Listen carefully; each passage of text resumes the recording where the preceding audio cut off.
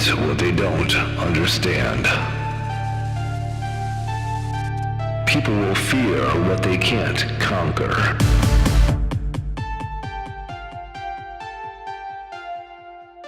The long-awaited promise of something different has arrived. It wasn't what they expected.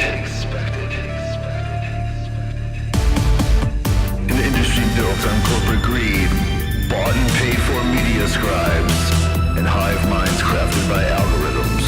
More and more descendants have risen.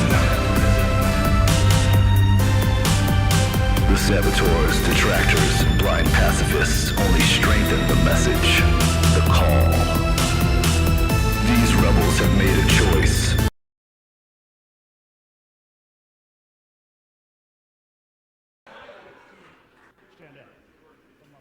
The hell if I'm Jim Ross, man. Come on.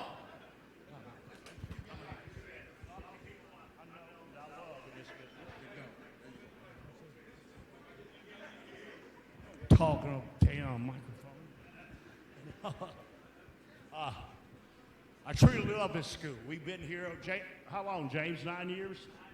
And listen, when we first started it, I'm just going to tell you the truth. You can see all these things when we tore walls down. You can see a picture up on the wall. I had a homemade ring that was 14 by 14 because we couldn't afford to get one. And finally we built, and James, he has worked his butt off on his school. And I'm telling you all, this is one of the best schools in the South you can go to because we train hard and we do things. Now I'm going to turn this over to EC3. And working on interviews, we got Scott Elliott here. You got to give it up to Scott. Scott teaches acting. And always remember, guys, don't ever be afraid to be afraid. Do your thing today.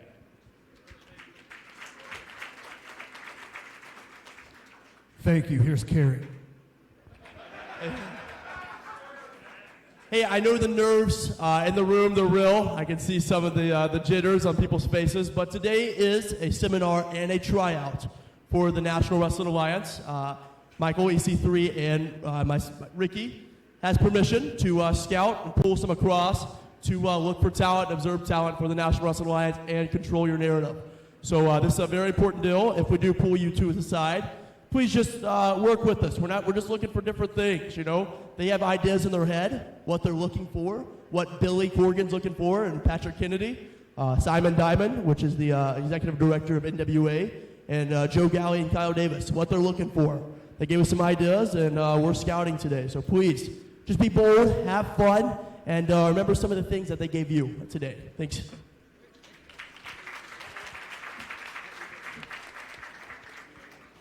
What they're looking for, but what everyone's looking for in this industry is sort of why you? I asked you in my survey, why are you here? What is your why?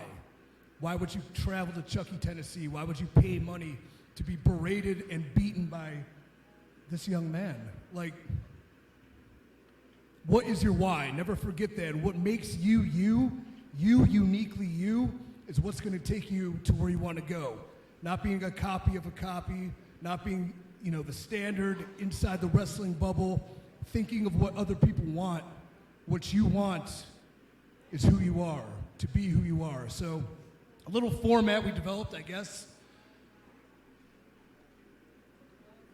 Correct me if I'm wrong, but I think this works, is we will all give our attention to one individual who walks out, performs their sports entertainment professional wrestling promo, followed by a second individual who comes out, performs their sports wrestling entertainment promo.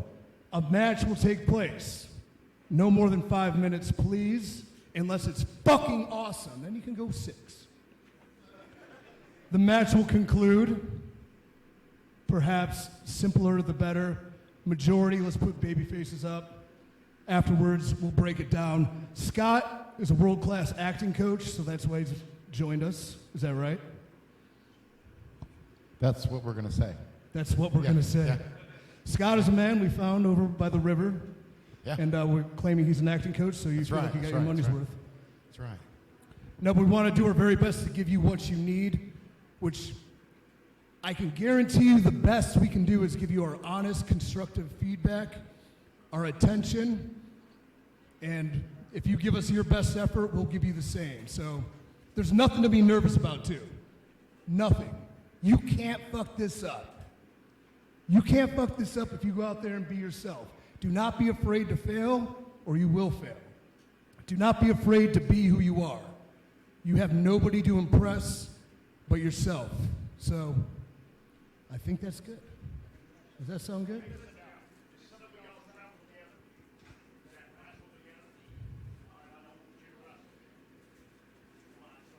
Oh, yeah, we're definitely going to throw some curveballs at you, especially me. So you're the only you can possibly be. You're the only version of yourself in this world. So what does this business look for? People that can attract that attention by being themselves. Pop quiz. Who's your favorite pro wrestler of all time? Jeff Hardy is Jeff Hardy. No doubt. As weird as it may be. But he is not afraid to be himself. Who's your favorite? The Rock? Flex Cavana? Nope. Rocky Maivia? Not really. The Rock? That's him. Biggest name ever, right? What about you? Yeah, the kid in the DDT shirt. Who? I didn't know Kurt. Was Kurt really Kurt? He said, cool. So every individual mentioned and every person that's inspired you to be here, I guarantee is themselves. So be that. Yeah, and a lot of this, guys, you've got to be able to take instruction and coaching, or you're never going to learn. There is already a Kurt Hennig. Well, rest in peace. There was already a Rock. If you are trying to imitate them with everything you do, it's over. Flat out. Be you. Be real, because everything you do has to be grounded in some type of reality that's significant to you.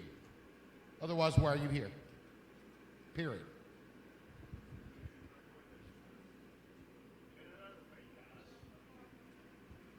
Can you hear me better on this? I ain't got my hearing aids in because I can't hear nothing. Who said I was old? No, but I am, and I love it. You see, our business is about telling a story. And me being a baby face all my life, and I'm not asking you to copy yourself, but see, when I go to the ring, I try to make the heel, especially if I'm going over, to make him the baddest son of a gun in the world. Because once I beat him, I beat somebody. It's not about going out here doing moves and doing this, because half of the time, if you're going to do something like that, you got to tell a story to do that. And watch some of my matches sometimes. I tell a story before I even ball my fist up. You see what I'm saying? I don't go to the ring with my fist up fighting him. I tell a story where I keep outsmarting the heel, and then the heel has to cheat to get me down. That's the thing of our business. We have bad guys and we have good guys. Not all the time, because you have baby faces match.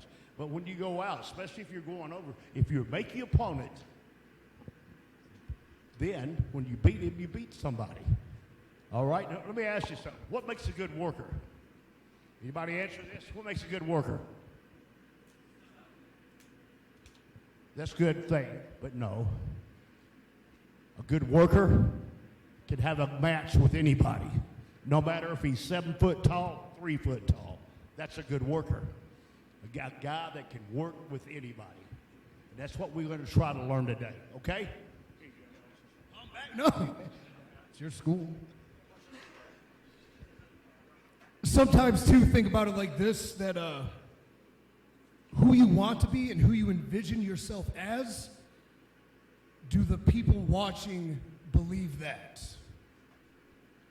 Because sometimes to make it in this industry, you have to do what's necessary to get noticed, put on a radar, to then therefore have the opportunity to succeed, to where therefore you can divulge yourself more freely. Like Flex, come here. Flex, for example, is not a funny guy, right? I thought I was. Hilarious. He is a motivating person. He likes to train really hard. He's a soldier. He's a good human being. But, shut up. But in wrestling, when he's trying to portray that, what I've noticed out of him, it seems like it's unauthentic or condescending to how a fan might perceive it.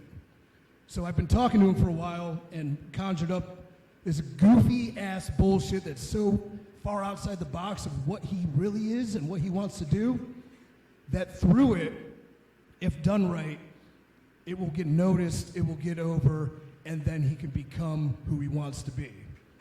With that, so does that make sense? All right, so we're gonna see some horse shit out of him tonight. I can't wait.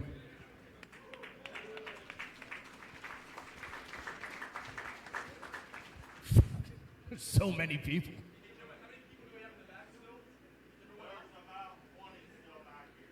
24. Holy shit. All right. There is no wrong answer to the following questions, so don't feel obligated to answer above your stature. If you are new to the industry, green, been under a year, raise your hand. Thank you for being honest, because it doesn't matter. Because you're still going to get a shit ton out of today, and just because you're green doesn't mean you can't get noticed. If you're about a year to 4 years in and you're kind of like intermediate, where would you put yourself? Raise your hand. Most. Okay. Then if you're a seasoned, grizzled, professional wrestler, raise your hand. Oh, damn, I could. So don't feel bad if we're doing matches too for one of my people that just raised their hand to work one of the first people too. Like Ricky said, what makes a great worker? Someone that can have a match with anybody. So don't feel like you're gonna be shorted because you're working a guy a year into the industry, carrying him through a basic match. We'll know if you're doing your job, if you're good, and then probably pull you to do something else later that's more if you need to show what you want to show. So, yep. All right, yes, go ahead. People back there, I just want to get everyone involved. We're going to get started real quick. Oh, it's going to be a mess.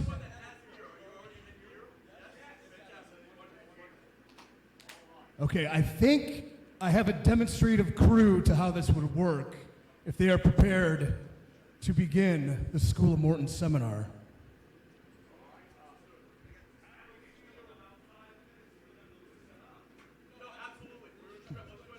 No, you're...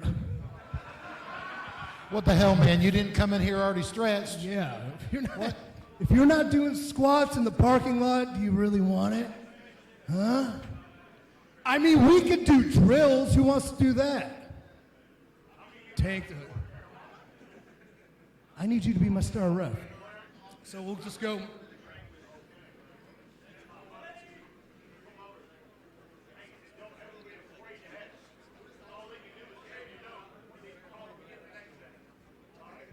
Where are my other two refs at? Yeah.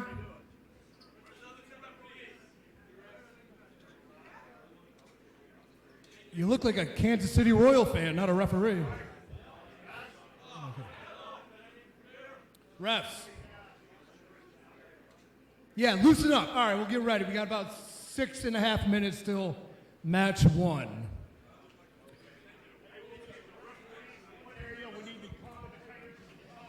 Refs come up here, over here. Commentators over here. Near the control boards.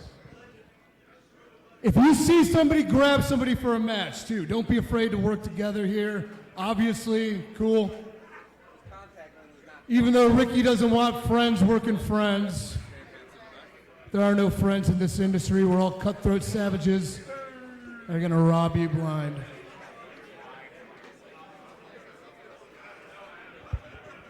Non-wrestling personnel, commentators, managers, things of that nature can come over here too.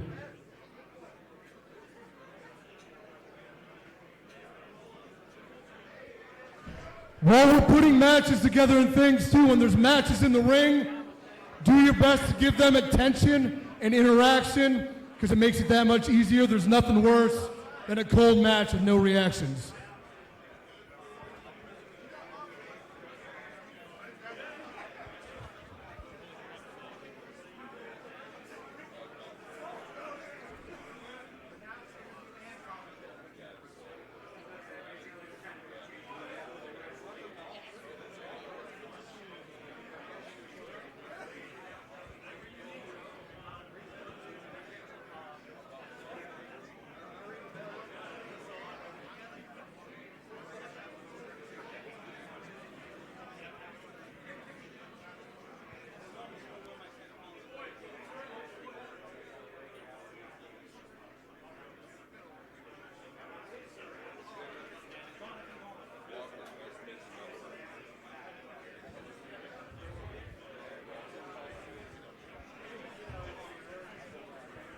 Interview on the fly. Take. Why are you here?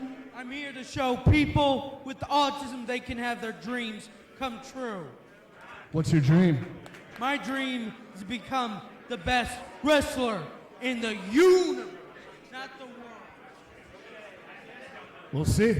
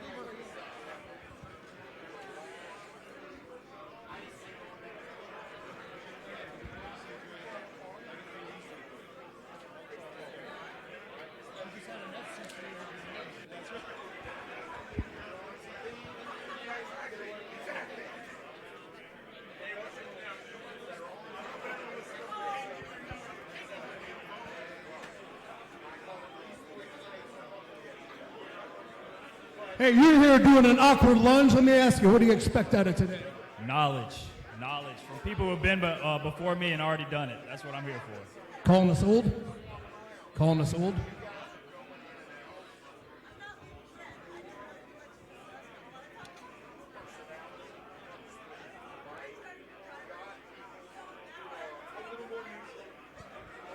I'm into this. What's this going on? How you doing? Great. What do you want to get out of today? I want to learn and I want to make connections. Good place to do it.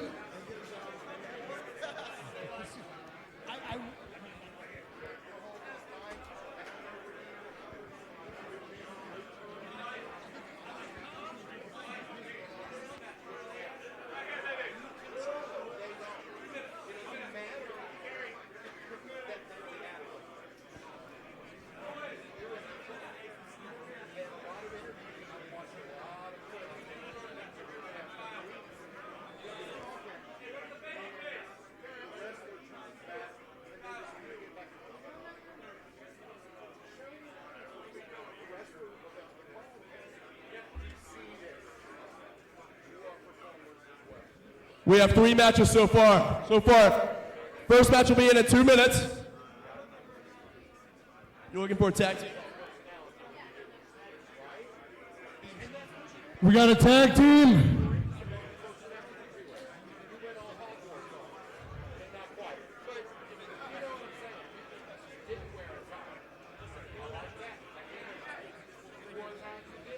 Do we have any tag teams? One. Did you hook up with them? Cool.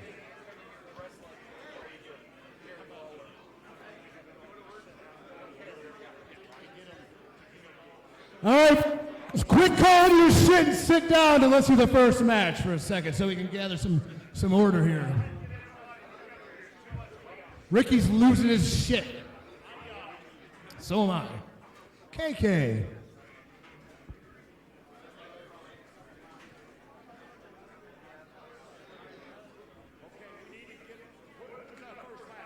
They're in the back. They're in the back. Clear out the aisleway.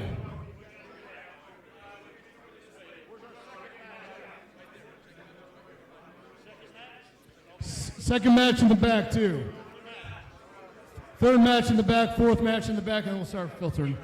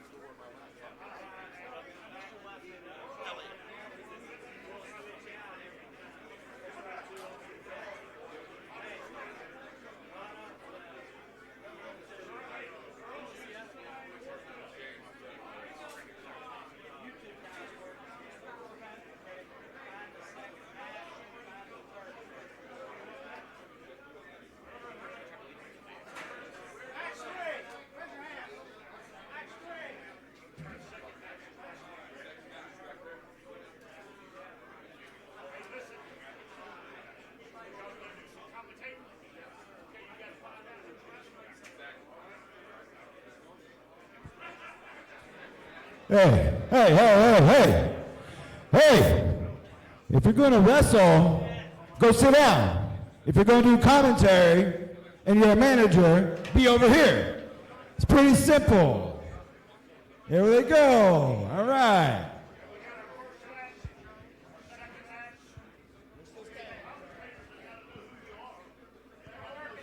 Referee number one, please come hither.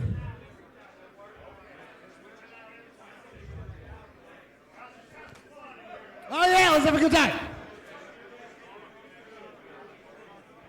All right, the inmates are officially running the asylum.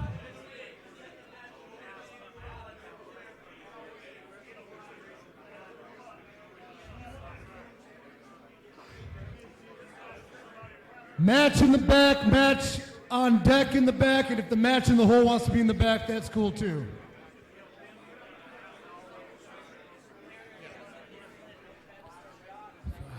I expect to see some headlocks, some leapfrogs, a couple drop downs, a hip toss, an arm drag. I expect to see some passion.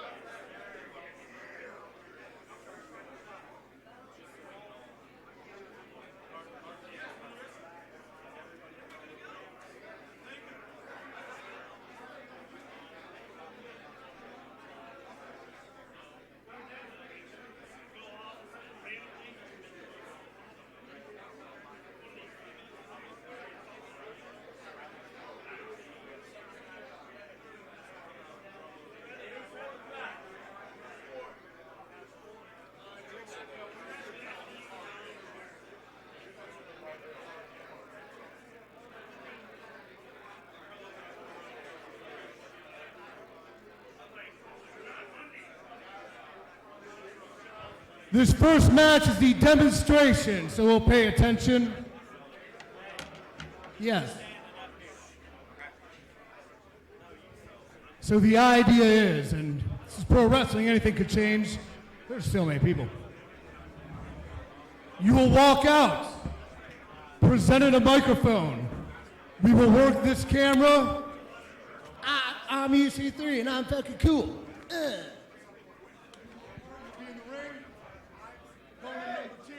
Opponent number two comes out. Oh, EC3, he's a dirty piece of shit. I'm gonna beat him up.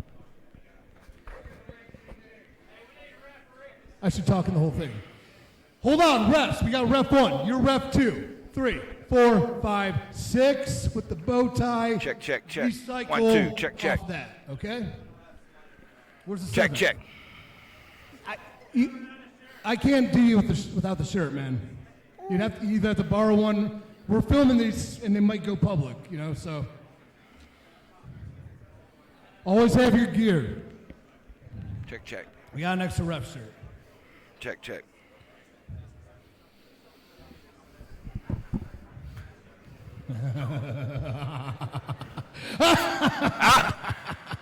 What is it? Is that EC3 at the Chucky Dome? Holy crap! You know what? Out here in Chucky, Tennessee. Whoa, he's at the Chucky Dome. Funky. Oh, man.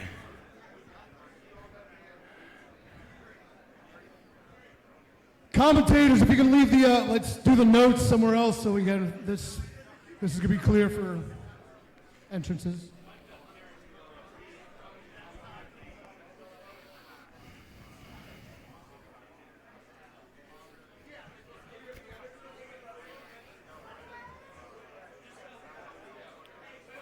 Get out of here.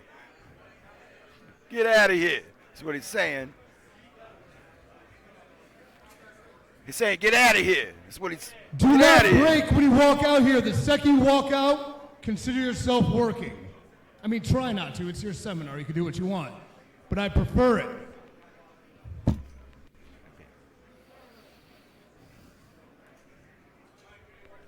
I seen that guy with him. So check.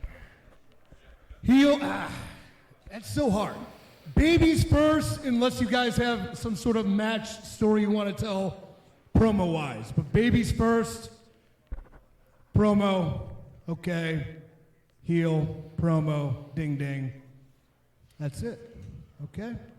It suddenly got quiet. I love it. Oh, this is great.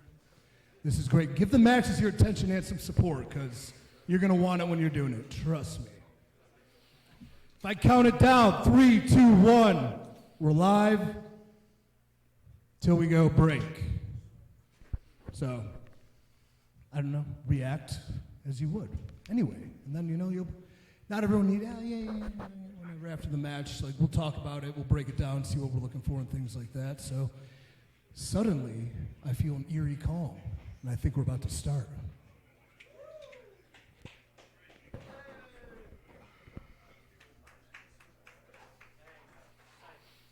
You doing intro?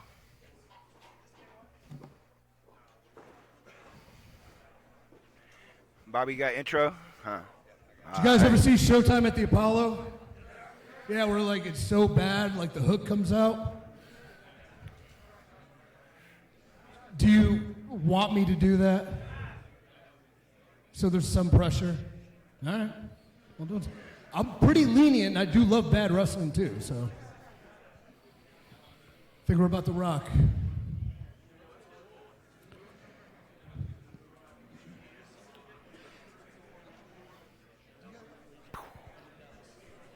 Tight. Nice.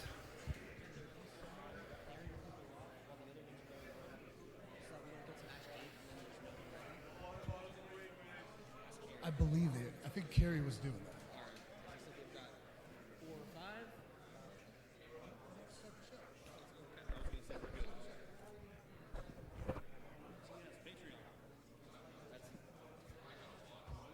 Subscriber content, courtesy of CYN. Has everybody kind of had a discussion with their opponents, so to speak, this yet? How about you and Flex go? Yeah, okay. After like match 2, go fucking hunt. Hunt your prey, find somebody. I don't want to fucking do everything. Okay, well it's okay, it's just, we will. Morton's feel good?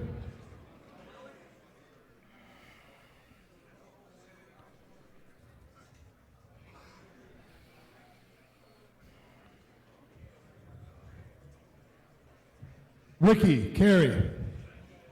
Feeling good? Feel good? Ready to go? Ready to go? All right, here we go. Here we go. We're going to have ourselves a little bit of a seminar / a show. The crowd is hot. It is electric. It is Chucky, Tennessee. It's the School of Morton. It's CYN. It's your narrative. 3, 2, 1. Oh, my goodness. Bobby. At the Chucky Dome, kicking it out. Is that DDT? I think it is. Everyone welcome Bobby DDT. Thank you for having me. 16 years I've been in this business, busting my ass and getting it kicked all in the same time. All you need is one shot. I have that one shot, and I have adapted it to my name. My name is Bobby DDT. Okay, all right. Mr. DDT. We shall see, Mr. DDT.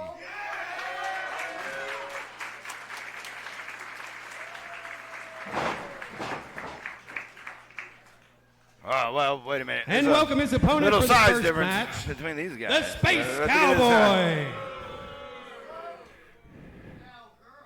Oh, that's clever. No, yeah, you're going to boo me. I get a phone call the other day. Yeah, hold it up a little higher so I don't have to squat. Thanks, I appreciate it. I get a phone call the other day. They say, Space Cowboy, we're going to make you pay to drive to Charles, Tennessee to wrestle some guy that's barely won a match in 16 years. And you're going to boo me like I was happy to see you in the first place. Yeah, you're all paying to boo, too. It sounds like he's kind of spitting some truth there, Mr. Bobby. What do you... Uh-oh. The Chucky Dome's going crazy with the cowgirl chants here. Definitely get my cohort here, Mr. Bobby. All right. Welcome to Hey, ring the bell, SOL. man. The thing's gone. All right. So here we are at Control Your Narrative at SOM. Well, wait a minute already. Off hot. We knew that was going to happen. A size Space disparity Cowboy here. going right in after him. A little bit of mockery right there for him. Well, come on, man. It's a size difference here right off the get. It's I mean, huge. come on. But the fans are right behind him. I think so. Oh, that didn't really help out too much, did it? elbow. Oh, geez. And just Wow. going to stomp him down in the corner. I don't think this one's going to be a fair match when it comes down to it. I don't believe so either. And I think he's playing with him now. Actually, if you want to be, he's got a lot to climb on this one. Would you say he's unorthodox a huge little bit? mountain to climb. Oh, wow. Little throat chop there. And he's acting like it hurt him. Oh, my goodness. Big stomp to the back and to the side. Oh, look at the refs in there. Wait, hey. Do you think he let him up? I don't think he ever had him down to begin with. But He you know wasn't what? expecting him at that But hey, point. DDT, he's scrappy. You know what I mean? I don't know if he's going to go that. Almost a case of beer here at Chucky Dome. Yep. Almost. Got to watch those lights. Oh, my God. He almost took his head off with that, Yeah, Malik. gone. If he covered him right now, he's done. Crazy. Look at him. But Putting him he's- in the corner and just putting the pressure on him. Bobby DDT has had no offense in this match whatsoever. None. I mean, during your interview, he was all fired up, and he was all fired up. He needs to bank into that 16 years experience, and I think it's wow. Ugh. That's a long time to get beat up. Yeah. You brought that up too. So did his opponent. Yeah. I thought that was kind of unique. And Oh my God! What a kick, Malik. I think He's that's it. covered That's him got right to be under the it. ropes. But he puts this at Bobby DDT. But that good was- ring awareness. How lazy was that? It was, but he was right there. But he was also right in the ropes, right? If that had been in the center of the ring, maybe. But that's where it comes down to Space Cowboy to put him where he needs to go. That's where ring awareness comes in. 16 years, that's where he knew where he was at. You're right. Absolutely. And he waited for that count as well. That way he got as much maximum time as he had to be able to get his power back. And, you know, this mocking here of him is, it's kind of going to cost him. I knew this. I mean, he's going to pay off like that. Right there we go. Just like that. Bobby DDT. There we go. There you go. Don't touch the camera. Bobby DDT just trying to survive at this point, but giving the Space Cowboy a run now. Caught him off guard, didn't he? He did. He said he went for that. He tried it earlier. He's starting to use his. Hey, wait a minute. Oh, that's my what he God. goes by the DDT. out of That's what he nowhere. did. Oh, my goodness. What? He got it. That's it. Wow. He did it. Wow. Out of Ding, ding. nowhere. Wow. Great job. Great energy. Can we keep it up for 12 hours? No, that helped them tremendously. So, what's the story of that match? Yeah, the DDT, and like the DDT is such an fucking saturated move where anything you want, if you do it right, can be your finish. But the fact that he's an underdog, he's undersized, you're right with him from the get-go because of these reasons. Like, you're into it. So that was perfectly done. We might have to shorten things just a little bit. Just, you know, you got your shit in. That was good. Good thing for Cowboy. All right, so with the heels going up, but I'm at a seminar. I'm being evaluated. I still want to be able to show I can do some things. Hits his finish, deal on the ropes. That's just a way to get it in, not take away, but so they know you're capable if somebody's evaluating you for a job. Bobby, I don't think you say ass. You're too much of a babyface. You can be corny. You could say, kick butt. I've had my butt kicked. Heine is a little lame. Maybe. What else? Any thoughts, comments? Kerry, got anything? Here you go. Kerry? He loved it. Cool. I would evaluate more, but we got to roll, so.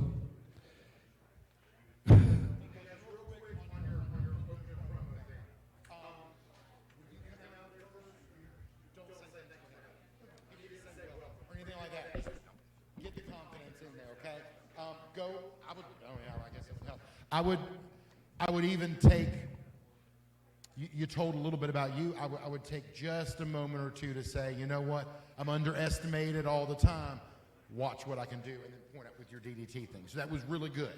Loosen up. Some of your moves and gestures with that were just decide exactly what you're gonna do. Like at one point in the match when you did this, it was real weak. Get your arms in there. Go ahead and pull that heel part up. Otherwise, they're not sure what to do with you. But overall, I mean, your verbalization in the middle of the match with the audience, perfect. That was great. So just a little bit of stuff there. Yeah, a lot of charisma, keeping people involved. Like, that's one thing he's really good at.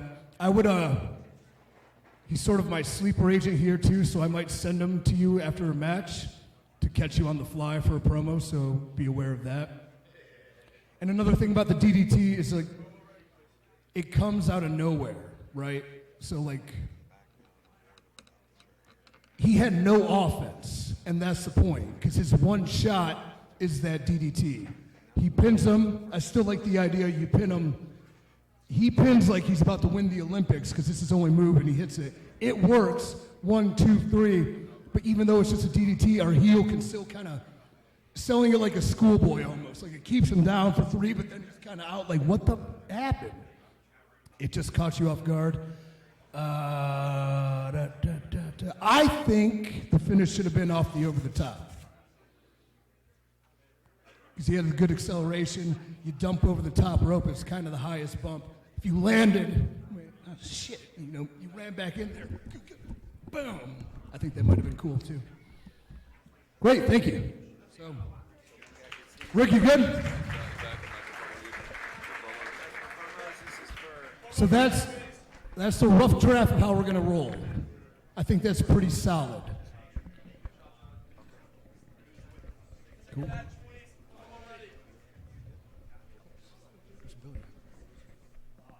I'm gonna bring the TV, I think.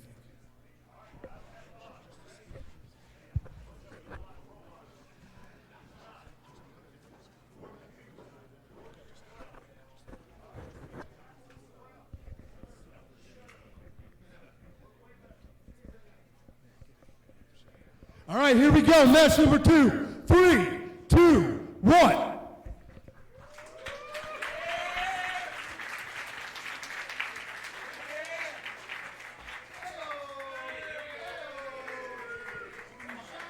Ladies and gentlemen, Walker Stewart here, joined alongside none other than the Irvin legend. Hold on. D, there ain't no D in my name, son. Look, I got word that I'm facing some Mickey Mouse cat, some little goofy. All right? This is going to be like nothing. This is going to be a straight massacre. This is going to be worse than the Black Dahlia. This is going to be worse than the Texas Chainsaw Massacre. At the end of the day, this kid's going to be just another body. Just another body.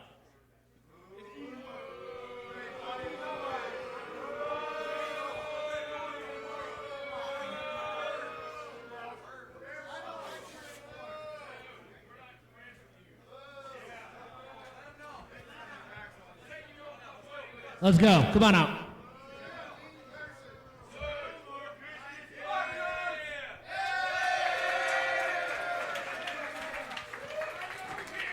Ladies and gentlemen, I'm joined along none other than Mickey Midas. You see, this guy just called me Mickey Mouse. He's got a lot of jokes, but that's okay, because this isn't going to be a walk in the park. I hope you packed your boots, because it's going to be an all-day event, baby. Let's go.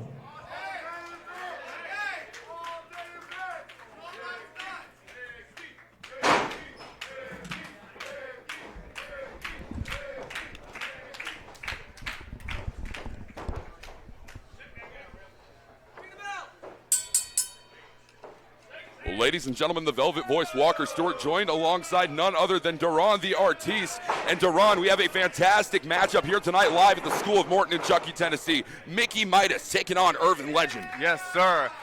Very strong words by Irvin Legend earlier, but you know, he's competing right now. Let's see if he can actually back those words up. Absolutely. Midas now transitioning out of that hold here.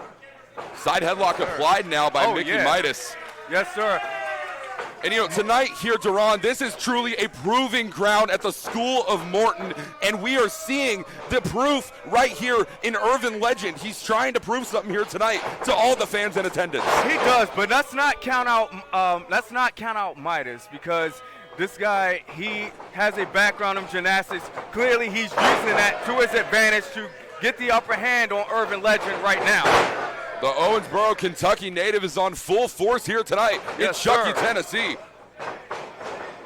There is Irvin going for the leg. Let's see what oh, wow. And you notice the back of that kneecap is now going to become a target here for Irvin Legend. Let's see if he actually stays on it.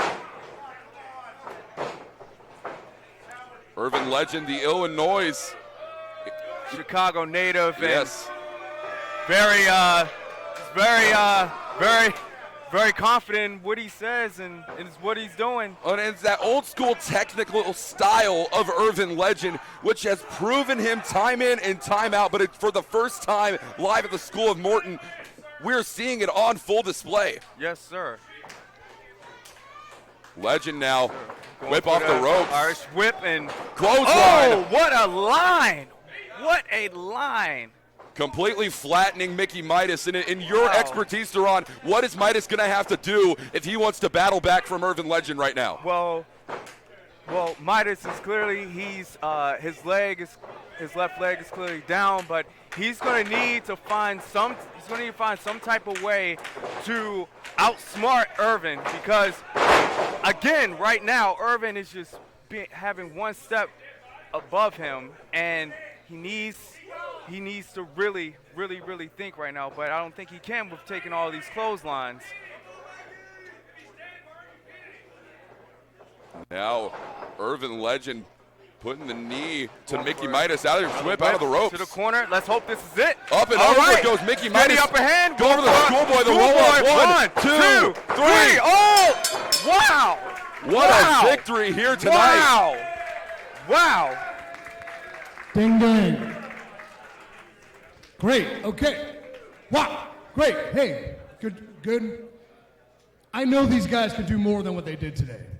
The reason I know that is because they were so good at what they fundamentally do. that I don't need to see, like, I didn't need to see all the crazy shit you can do, because I know you guys got tricks up your sleeve. I know you guys got fucking ability, talent, because I saw the fundamentals and the important things from beginning to end. Somebody asked you a question, though. You fucking take his dome off with the flip bump. I killed him.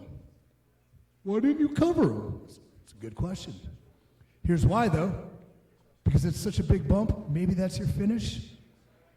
You can give them with it and not cover and still kind of get your shit in so they're not kicking out of your shit looking weak. So I didn't hate that. I would say, don't pick them up, though. If you got a guy down, yeah, you don't need to pick him up, because that's your moment, that big clothesline, because we're about to go home. That's your moment to get your fucking heat, whatever. Let him come up to you. Never be afraid. We're working together. So Ricky had a question, what makes a great wrestler? What makes a great match? It's two people trying to outsell each other, right? So, and that comes with like just being comfortable and feeding and feeling the moments where I don't have to pick you up to get you or what's next. I know brother's coming up, and I'm like, I'm a struggling babyface. So that would have been something I would have changed. Any thoughts, comments before we? They loved it. He's a babyface. Carrie says to me, I like this kid. He's getting a lot of heat on social media. Why is that? He's not a nice guy, yeah. Good, don't be. You can't be a nice guy and really, I mean, you could be a nice guy and make it and succeed, but sometimes you have to not be. And that's not you being a bad person, that's just you being a businessman. So, you know, this modern era, we're very comfortable being very friendly with each other, and that's great, and that's brotherhood, and that's a bond. But at the same time, hypothetically, if I had one deal here, and I had these two guys, they both did exceedingly well, like, one's gonna have to stand out, and it's almost going over his head in a way, you know what I mean? So, it sucks, it's dog eat dog. But you get it. All right, cool. Thank you, boys. Thank you.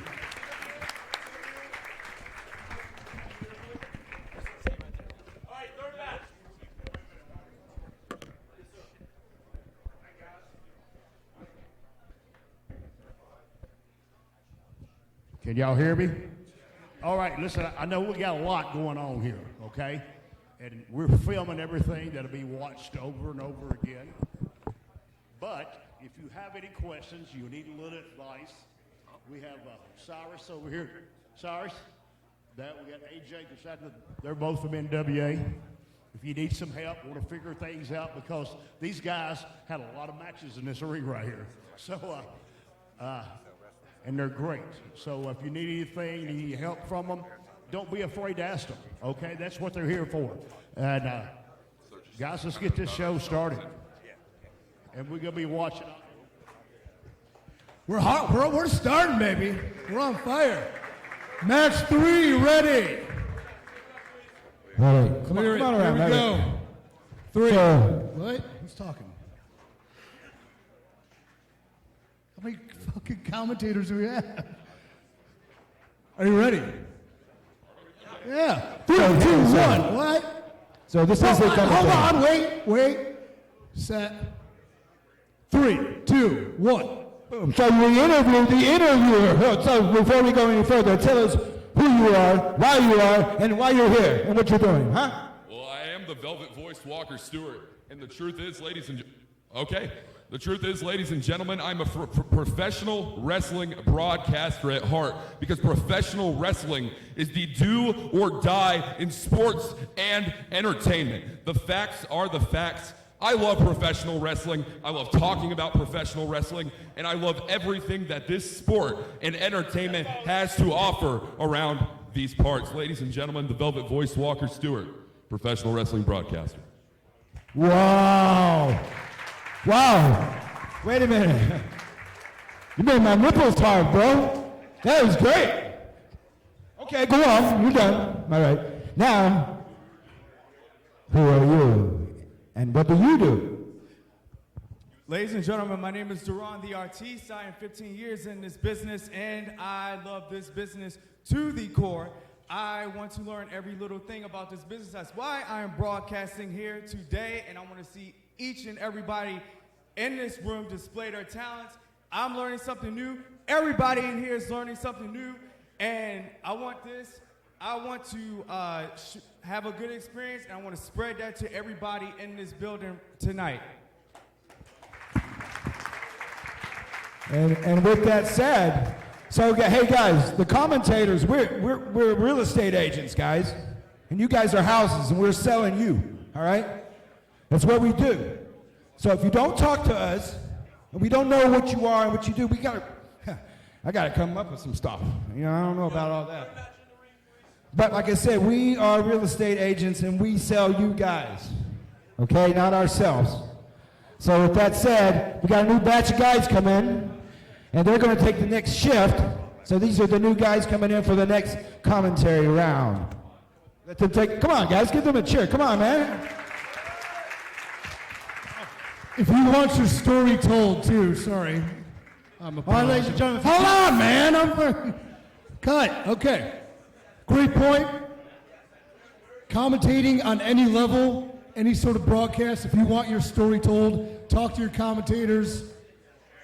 They're not going to be able to seek you out the whole time. If you have things you want to tell, or you've been telling this story on social media, not everybody knows. Every time you work, every time you come out here, act as though nobody knows who you are, because that's the only way for them to figure you out. Even if you've been doing the same thing for a long time and people keep seeing you, give them a little bit different, but always tell them who you are, because nobody, we're ADD culture, man. We're one and done. Forget everything that's ever happened. So if you want your story told, use the commentators, go ahead. Ladies and gentlemen, I am the voice of tradition, Jonathan Darwin. Please join my guest at this time, Mr. Cappuccino Jones.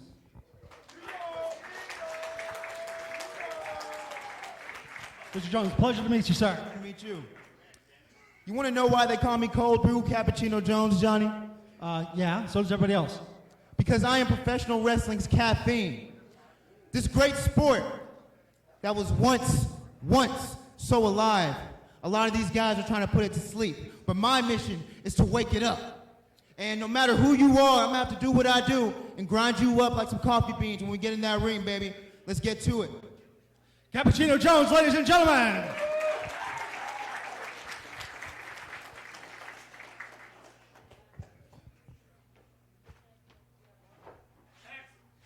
Please welcome all the way from Texas, Braden Marshall.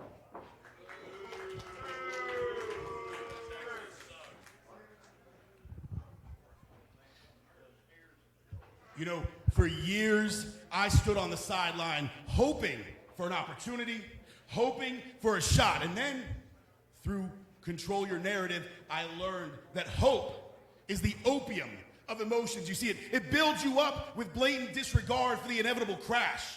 Hope is for losers. So from this point forward, I won't hope. I will take my opportunity. Strong words from Mr. Marshall. Good luck against Mr. Jones.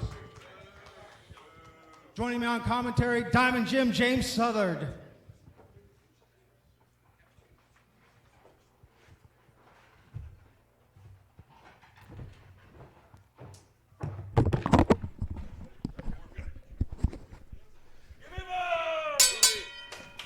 All right, ladies and gentlemen, we got great action here for you at the School of Morton. Voice of tradition, Jonathan Darwin, Diamond Jim, James Southard. James, we got a good one of two young men trying to prove themselves here. Jonathan, we have two young, hungry competitors tonight. Cappuccino Jones, Braden Marshall, a little Kansas-Texas rivalry, and it's getting underway at the School of Morton tonight. Yeah, and Cappuccino Jones is going to have to stay on his game and speed, use it to his advantage, because you see right there, Cappuccino Jones is giving up 120 pounds here against the big Texan. What a leapfrog by Jones, though, getting another one off. Drop kick straight to the mush. You said it there, Darwin. He's giving up 120 pounds. He's giving up experience, too. But what he's not giving up is that speed and agility. Yeah, the man looks like he probably had at least 3 or 4 cappuccinos before he started this bout. And we're catching him now. Look at that speed. Look, great elbow. Look at the big man Marshall not down, though. Yeah, Marshall down. Jones quick to go for the cover. 1, 2, no. As we see there. Go ahead, Jim. I'm sure you have an opinion about that. Only a 2 count, but he's got to be quicker than that. He's got to do more damage to this big man. Smart strategy there, pulling him down into the buckle, using the ring to his advantage. That's exactly what Braden Marshall needs to do if the Texan wants to walk away with the win tonight. Yeah, the veteran Braden Marshall having a few more years over Cappuccino Jones, and it shows here with the ring awareness, using that turnbuckle, ringing the bell of Mr. Jones, as we've seen, and trying to get a clear break there. But Jones is up, and Marshall down slams Jones. That big, rough, tough Texan is laying it in on Cappuccino Jones. That elbow to the sternum did some major damage. 2, no. Only 2. Marshall's got to stay on top of him if he wants to get this one. Yeah, Marshall showing the force out there, giving Cappuccino Jones the moment to fight back, but just that quick, but the power of Marshall takes Jones back down. Jones is quick, but Marshall is stronger. He's got to use that strength to his advantage if he wants to beat this fiery young upstart. Yeah, he does. Marshall, though, with the power. Right across the spine of Cappuccino Jones. Going for the pin again. 1, 2, Only 2 there for the big man from Denton. Yeah, Cappuccino Jones, though, he exerted a lot of energy. He did get out of the pin, but you got to think he's worse for wear by having to use all that force to get out. Look at Jones, though. He's percolating. Thought we were going to see the lariat. Some good hits, and straight into the corner. Marshall using that power. He's got Jones up there. Referee telling him to get down. But I don't think Marshall cares. That's a whole lot of man to try to get up there. You see Cappuccino Jones cutting him off. Yeah, Cappuccino Jones. Froggy boom, excuse me. Going for the pin. And that's all she wrote. Cappuccino Jones, your victor. Impressive win by the fiery young upstart. Not how the big man from Denton wanted it to end. That was great. We're 3 for 3. We're killing it, Ricky. Thank you, sir. Hey, pleasure, my friend. Yeah. A couple things real fast. All right, yeah. All you got to do is, when you're a baby face, all you got to do is sell. You hear me? Just sell. People will get right behind you. You did a great job. Best match I've ever seen you have. You did a great job, son. All right, we got it on tape. Listen to me. We got everything on tape, okay? Yeah, a couple things I might have done differently real fast. We got the size differential. Your shit's athletic. It's fucking crisp. It's cool. I don't think you needed to bump him until the end. So maybe that drop kick in the big shine, he's not no-selling it if he's on a stagger into the corner. You do that spot. Maybe you get that dipsy-do in their fucking elbow. You look for that fucking neck breaker. You don't hit it yet. Boom. Then you get that heat. Yeah, you could have went to the whole fucking shine. Neck breaker comes in the comeback. Ricky and I had 2 spots over here. You do the old fucking Tully, and he's like, let him sell. And I'm yelling at you, change gears. So somewhere in the middle. But yes, as a babyface, let him sell.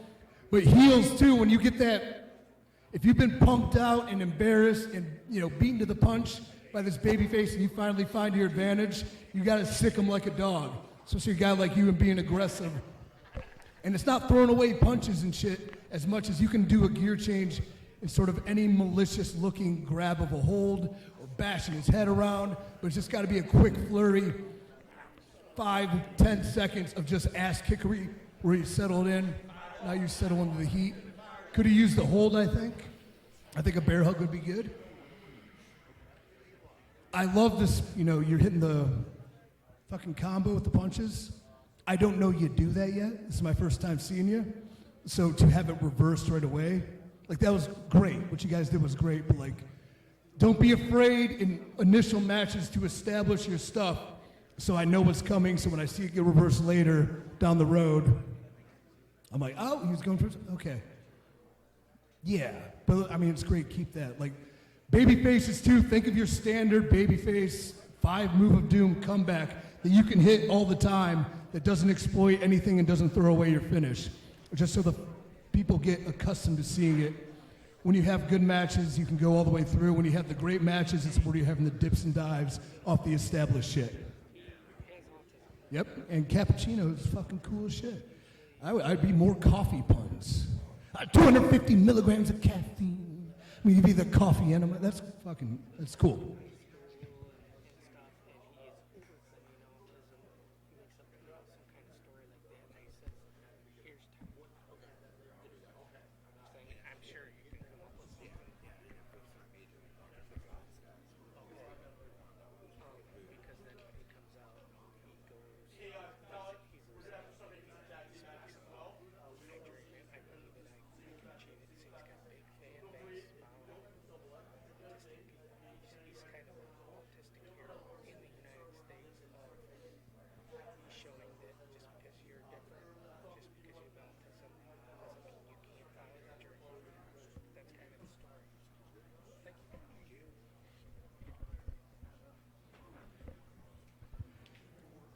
You guys ready? Here we go, match 4. Post-match, we might not have all the time in the world to give it publicly, but we'll be in the back over here too to talk to you too. So, pick their brains. Everybody got a bunch of brains here. There's a brain there. All right, here we go. Match number 4. Clear the area. 3, 2, 1.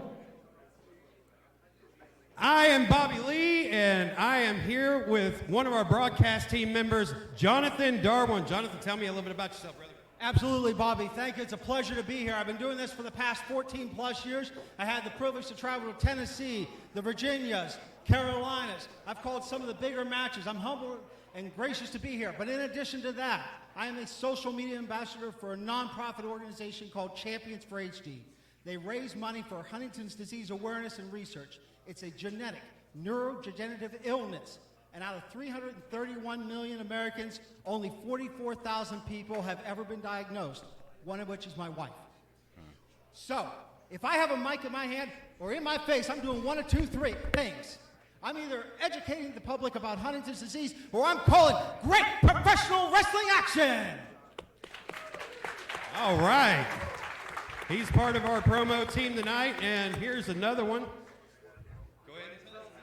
Mr. Lee, it is a pleasure to be here tonight. My name is Diamond Jim James Southard. I am making my way here this evening from the great wrestling state of Oklahoma, home to people like Danny Hodge and the Briscoes. I've been honing my craft all over the region, Oklahoma, Texas, Arkansas, Louisiana, but I'm here at the School of Morton in Chuckey, Tennessee tonight to call some great, hard-hitting professional wrestling action. Right on. Well, we're glad to have you here. Let's get started with our next match. All right. And my guest at this time, G Money. What's great in the state, Tennessee? I am G Money. Understand, for 15 years, I've been a DJ, which means these hands, they do a lot of things. These hands, they make people dance. These hands, they break records. These hands, they run fades. But tonight, I'm not playing any music. So let's get to work. Right on.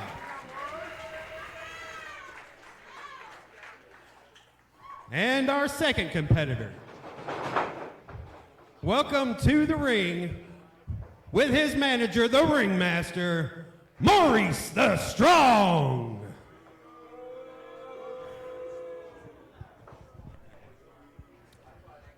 Ladies and gentlemen, step right up for the world's greatest collection of curiosities and abnormalities. The circus has come to School of Morton as the ringmaster, Barnabas the leader, unveils the special attraction.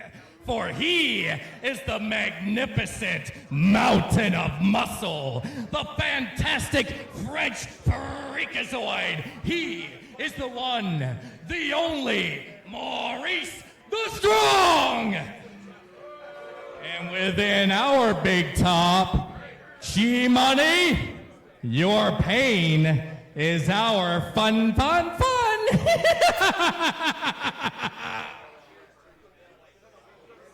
Okay. Okay. Well.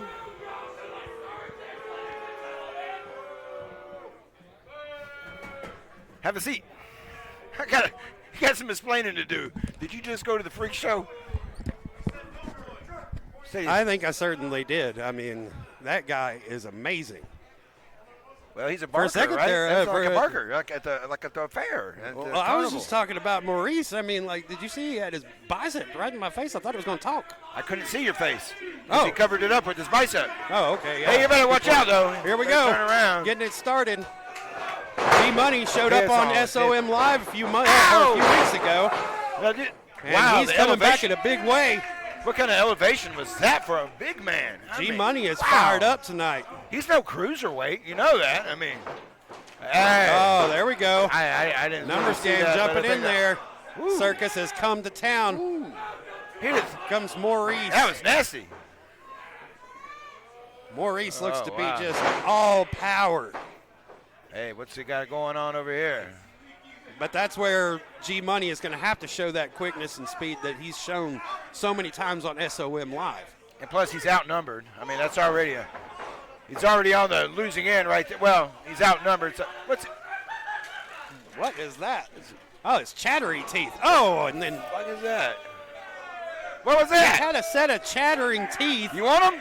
And I'll put get him 'em. right in his face, and then, oh, there's Maurice with the big DDT. Oh.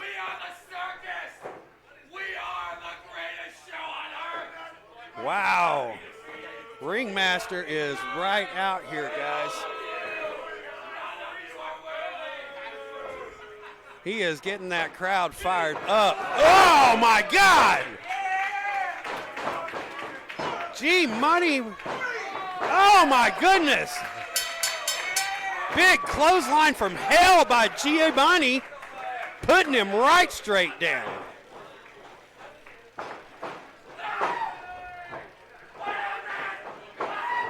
And Maurice and the Ringmaster are not happy about that at all.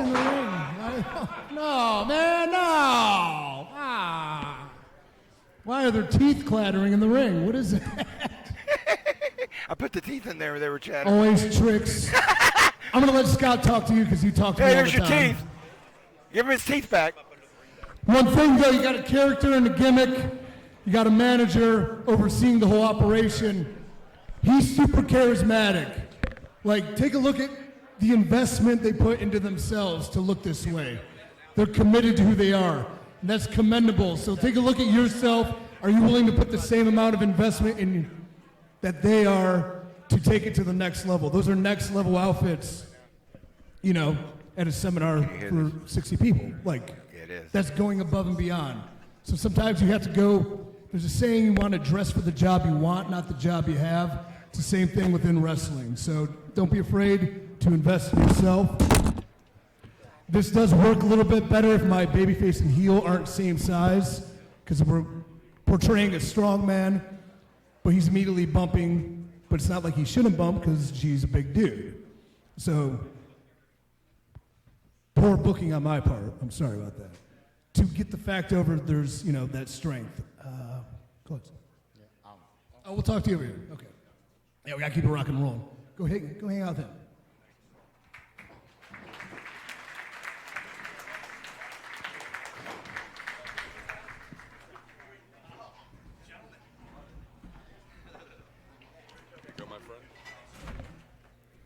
Don't be afraid to get in the mix back there too and get ready, man. You know, because like we're rocking, we're rolling, we're doing well with time, but don't hesitate and don't be nervous. There you go, yeah. Kill Crew knows what's up. We're gonna have ourselves some ladies action. Are you guys ready? 3, 2, 1.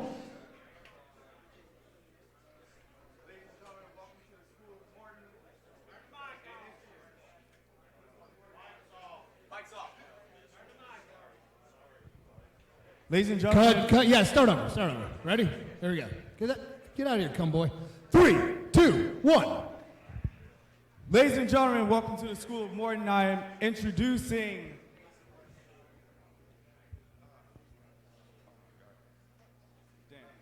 Cut. Hold on. It's okay. Hey. Can't fuck up. Don't apologize. Ready? Let's go. You got it, brother. Here we go. Red lights on. What? 5, 4, 3, 2, 1. Ladies and gentlemen, welcome to the School of Morton and introducing Promise Braxton.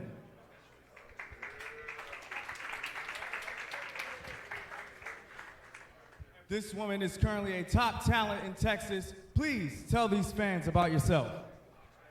I am Promise Braxton, the chosen one. I drove 15 hours to get here. And trust and believe, I am not leaving Tennessee without a W. So whoever you throw at me, please believe it's going to be over. And that is not a threat. That is not, you know what it is?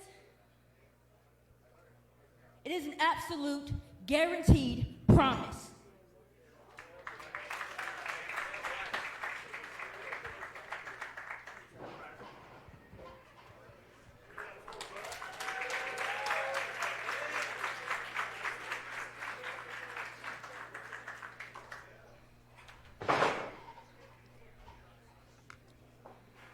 And introducing our opponent, Nurse Mika.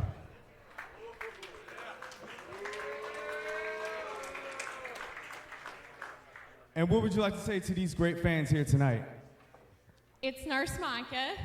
I'm so happy to be here today.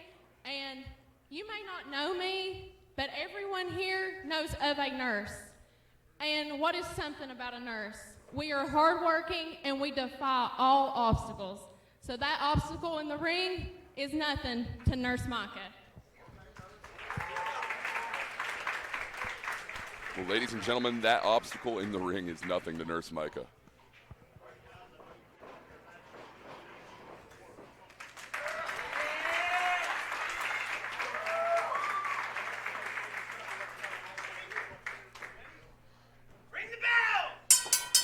All right, ladies and gentlemen, we have a matchup underway. Promise Braxton, Nurse Micah, live here tonight, the School of Morton 505. Collar and tie up here between both women in this matchup. And as you said, Duran the Artiste by my side, Promise Braxton, one of the hottest professional wrestling stars in the great state of Texas, making her way here tonight to Chuckey, Tennessee. Yes, sir. She is one of the top talents in Texas. You do have that correct. But Mika is also showing some promise here. She is a all-state volleyball player from West Virginia. Of course. And is looking to show some progress as well. Promise Braxton straight out of the Reality of Wrestling training facility, courtesy of Booker T, Ryan Davidson, and a multitude of other Reality of Wrestling stars. Former Road Diamonds Division champion is Promise Braxton. She has the official seal of approval from Booker T. You know that's got to put some confidence in your mind there. Oh, yes, most definitely. And I'm sorry, Nurse Micah, she corrected me, right? Yes. She's trained by Chance Prophet and Jason Kincaid, both two top names in professional wrestling. So let's not count her out as well. She also has a very, very nice technical style. Of course, Jason Kincaid. She's looking to incorporate. Jason Kincaid has trained her in that technical styling indeed.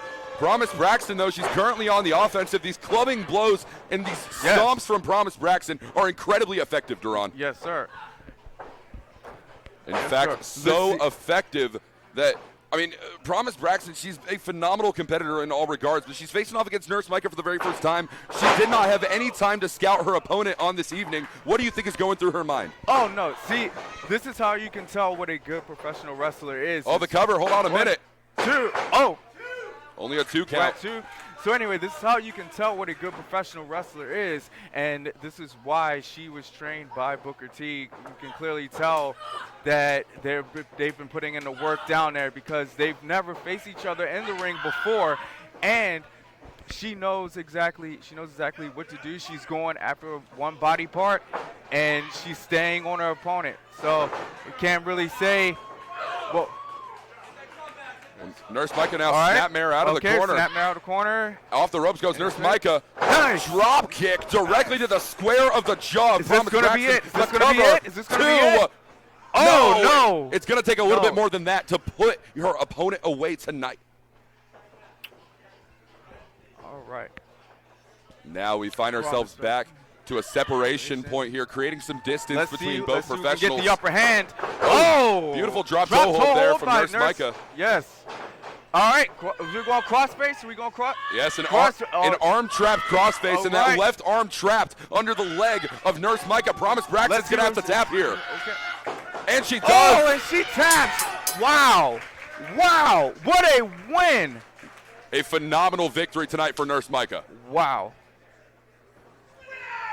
She can definitely add that to her resume. Thank you. You guys good? Okay, a couple things I forgot. When you're doing your interview over here, work that.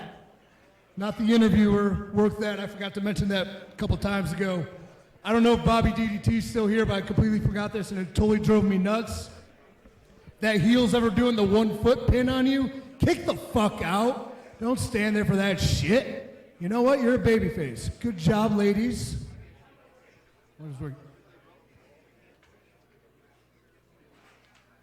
Ricky's giving advice.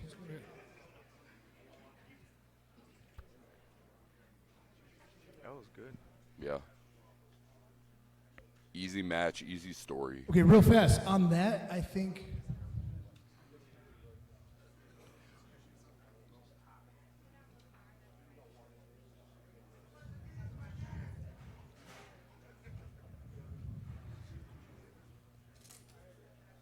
I want to give you props, by the way. Your recovery on that interview was very clean. Oh, appreciate it. Next match, get ready.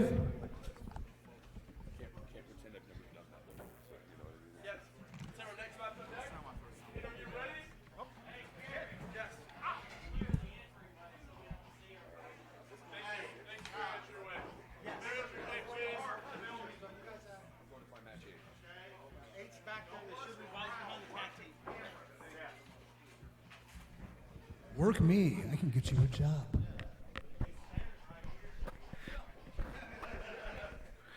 Oh man, this thing is pain.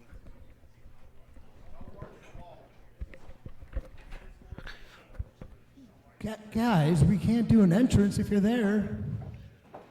Huh? Fuck. All right, don't shoot around the fucking powwow. 3, 2, 1. Diamond Jim James Southard here at the School of Morton in Chuckey, Tennessee. I am being joined at this time by the brawling powerhouse from St. Louis, I.P. Mason. Boo!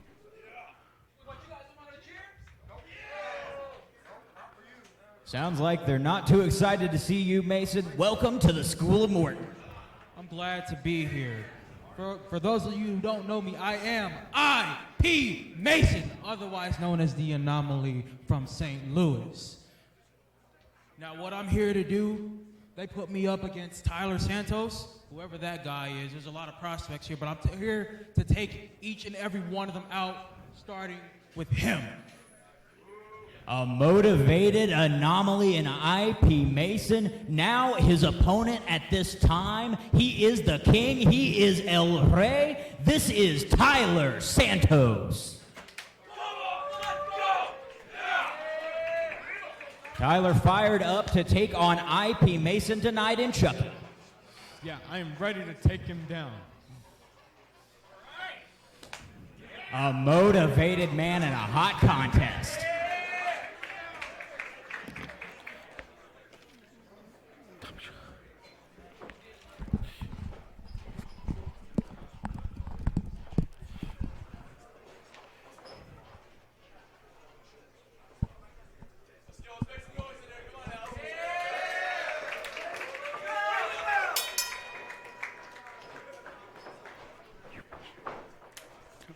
And these two are circling up. Now I.P. Mason, Tyler Santos, native of Mexico, native of St. Louis. This is going to be an interesting contest, Jonathan.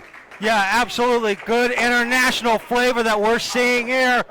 I'm excited for Tyler Santos. He's got his work cut out for him, and you see the power of I.P. Mason on board. He is without a doubt a powerhouse. Tyler Santos likes to take to the air a bit more often than IP Mason here. Beautiful hip toss, showing off a little strength of his own here. Arm drag to take him over. Santos is feeling it now. Mason's in the corner reeling. Yeah, Santos with that has the speed. He splashed him hard in that corner, going for it. 1, 2, only a 2 count. That was not the Santos splash that Tyler Santos is looking for, but perhaps he's setting him up, Jonathan. Yeah, you got to wear a bigger man down. When you're giving up almost 60 pounds, you need to try to take the wind out of your opponent before you go for anything big even, so they don't have a chance to retaliate against you. Looks like I may have spoken too soon, though, Diamond Jim. Indeed, a big suplex there by the powerhouse IP Mason. The anomaly from St. Louis showing off why he is just that. He is not normal. He is freakishly strong. Tyler Santos down with a huge power slam. What about that show of strength as Mason goes into the cover? 1, 2, only a 2 count. Just a real 2 quick count there. At this point, though, Santos, a little worse for wear, gasping for breath, needs to fight a way up. You see him struggling to catch his breath as Mason helps him to his feet by the hair there. What's Mason got in mind now? Off the ropes, ducking. Huge sling blade. That might be what Tyler Santos needs to get momentum rolling his way. Big splash there. 1, 2, 3. The Santos splash for the win. Yes. Can you hear me at all? Because I can't hear you. I'm only getting my audio in this one. Okay, I so had that issue last time. Scott, I was gonna listen to. I can't hear it. All right, okay, so yeah, I can barely hear me, but I can't hear him even.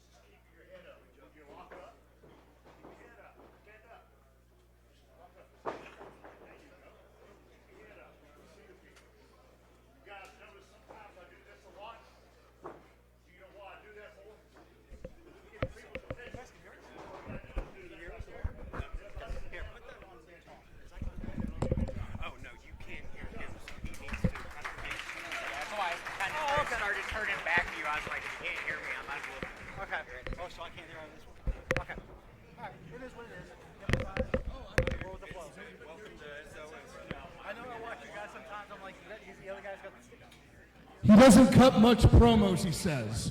What do you want to do with your life? Be a wrestler. You want to be a wrestler. What made you want to be a wrestler?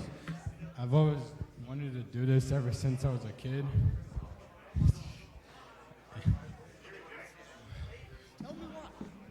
Because it's what I dreamed of doing, and I want to put, it's all I ever wanted to do.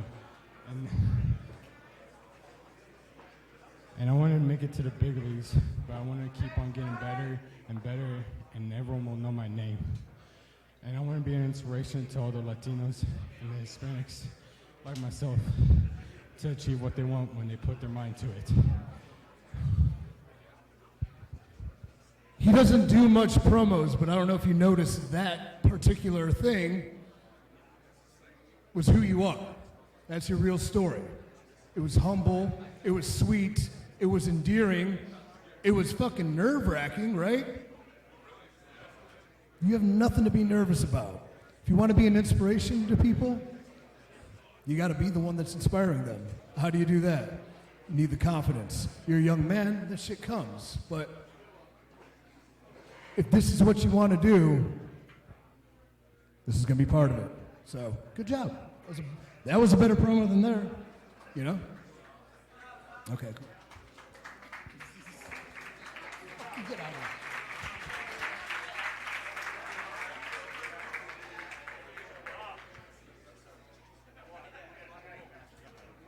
Here we go, next match. 3, 2, 1. All right, everybody, it is time for our first tag team match of the night. Welcome to the ring, the Violencia y Paz.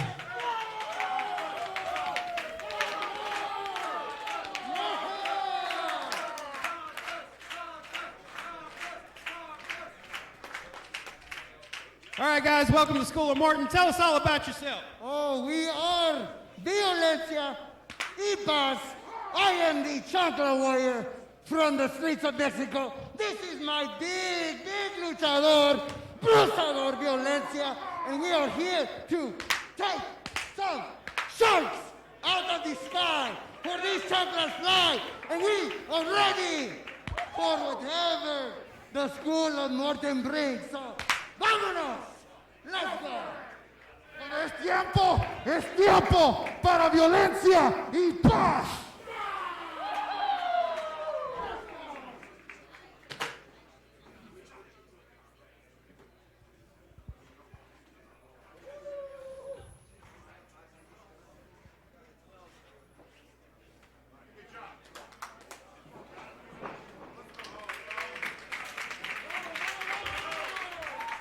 And welcome their opponents, Sharknado! No, cut the noise. Cut that. I seen what y'all cheered for. Your boos mean nothing to me. All right? You seen the weather outside. You seen that it's cold. You seen that it's raining. Buddy, there's a Sharknado on your hands, and there's nothing you can do about it. We're hungry.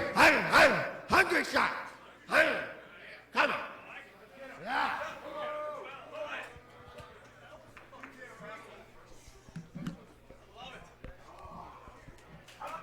All right, well, you know, here at SOM, we always have a tag team division that's quite unique, and tonight's here at Control Your Narrative, no exception. But that was interesting for you, wasn't it? Oh, man.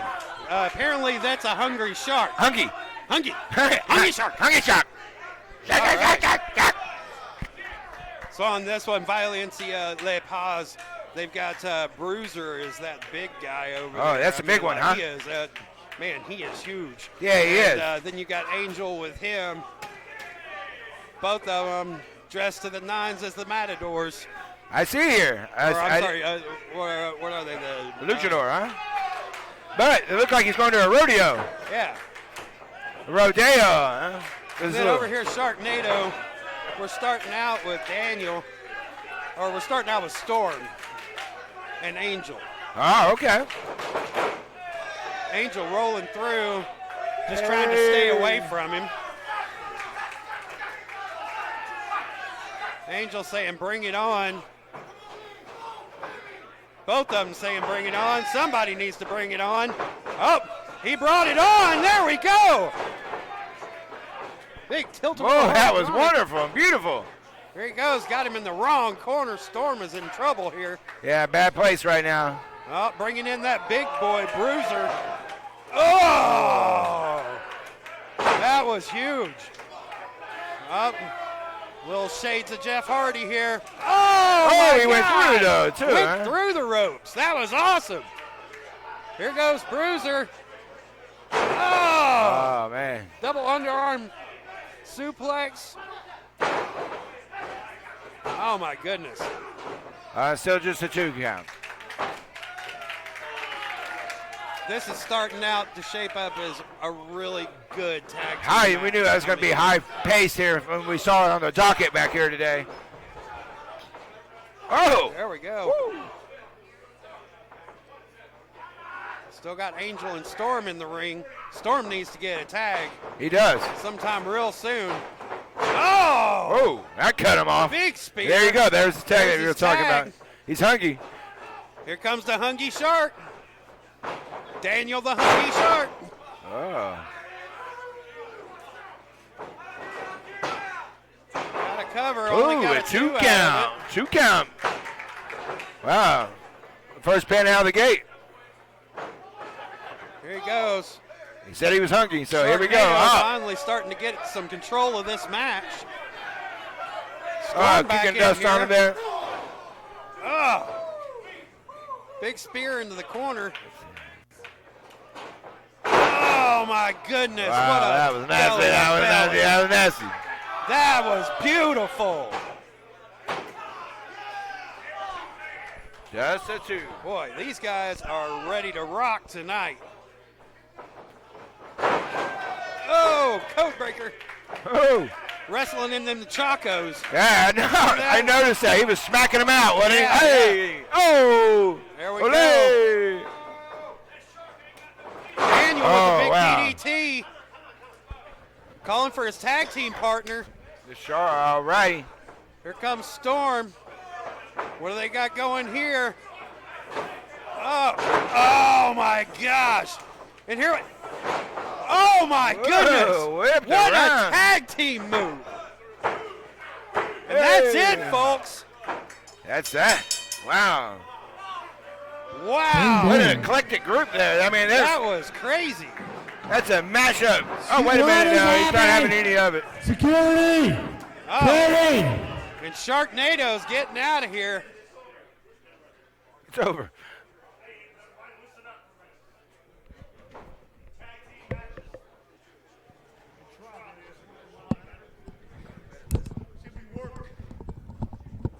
We work to the left, but we go to the right. You understand me?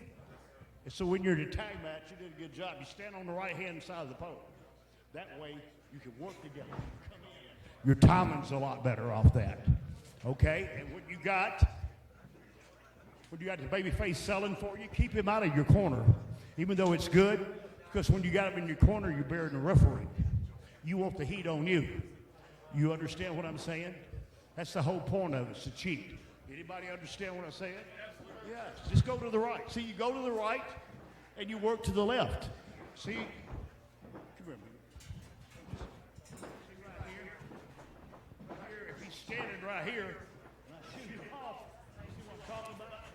Right here. I tag him.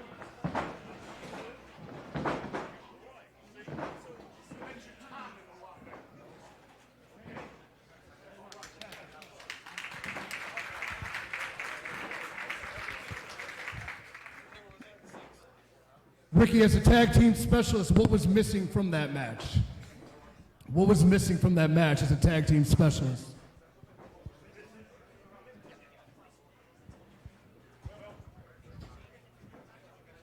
You don't ever want to bury the referee in a match. Another thing, you kept the heel in your corner too much. You understand me? See, it's like, and when he knocks you off the apron, see, that's your deal. When he knocks him off the apron, you got to come back in and get the referee. You see what I'm saying? When you get the referee, now they got time to cheat. See, a good referee can make a bad match good. But you did a good job.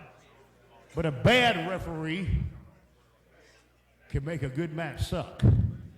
So understand me. If you're in the ring, listen to me, guys, all of you.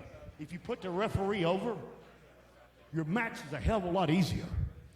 Do you watch NFL? I ain't seen an NFL umpire get clotheslined yet. And I had never seen one stick his finger in his face. You understand what I'm saying? But it's working. It's taking your time and trying to tell the story that you're doing. To me, that's what it's keeping the heat on the heels.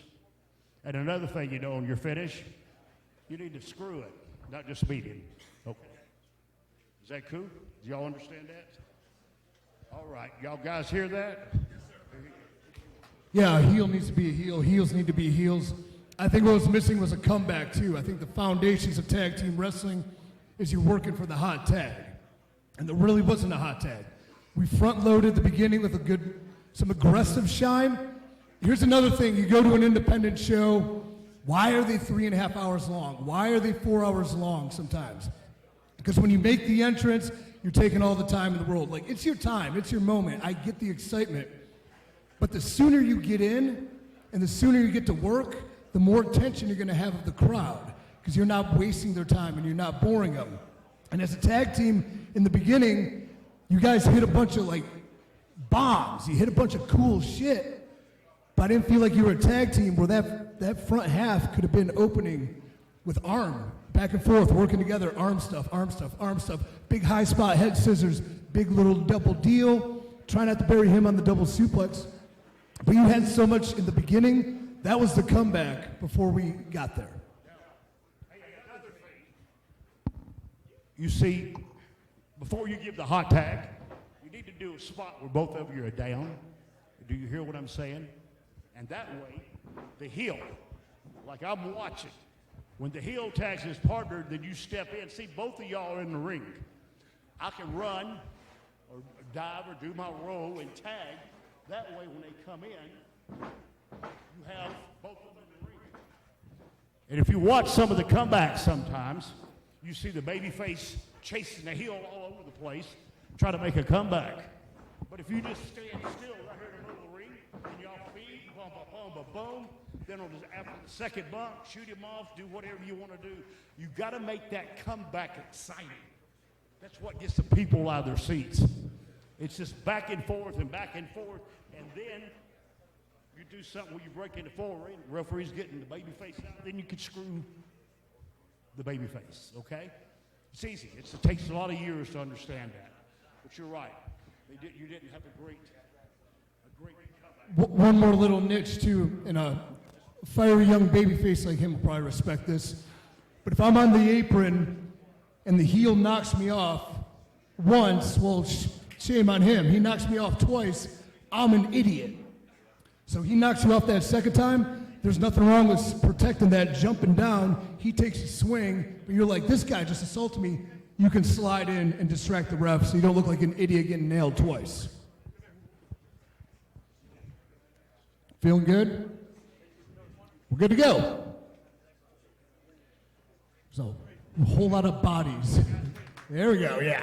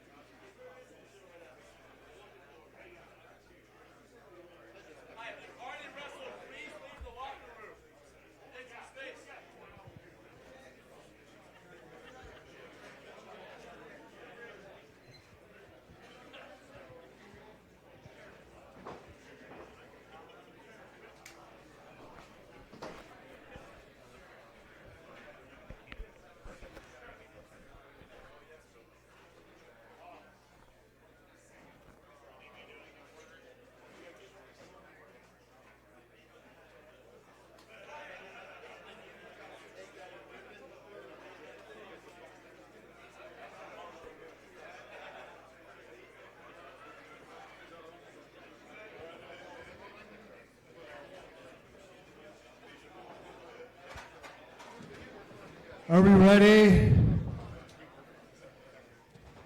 Feeling good? You ready? Let's get this shit going. Huh? Yeah. Yeah, huh? 3, 2, 1. Ladies and gentlemen, Walker Stewart here with the School of Morton, and I would like to introduce to you, from Atlanta, Georgia, Naja Sism.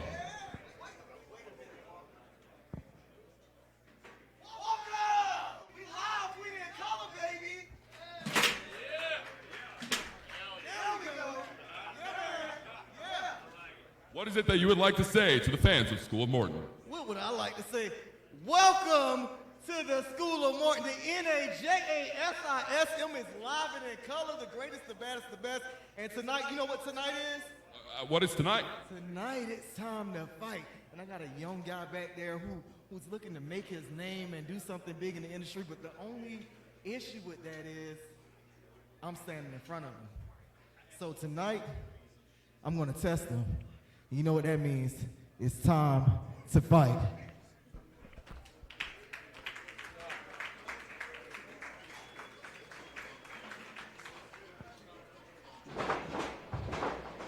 Introducing next from Atlanta, Georgia, he is DJ Smoke.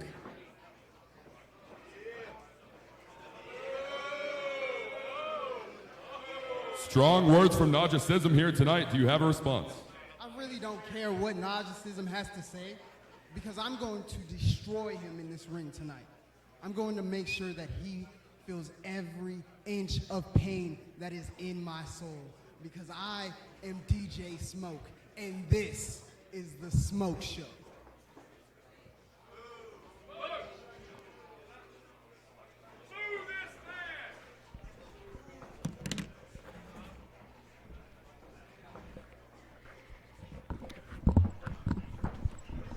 All right, and we are back with more action here tonight.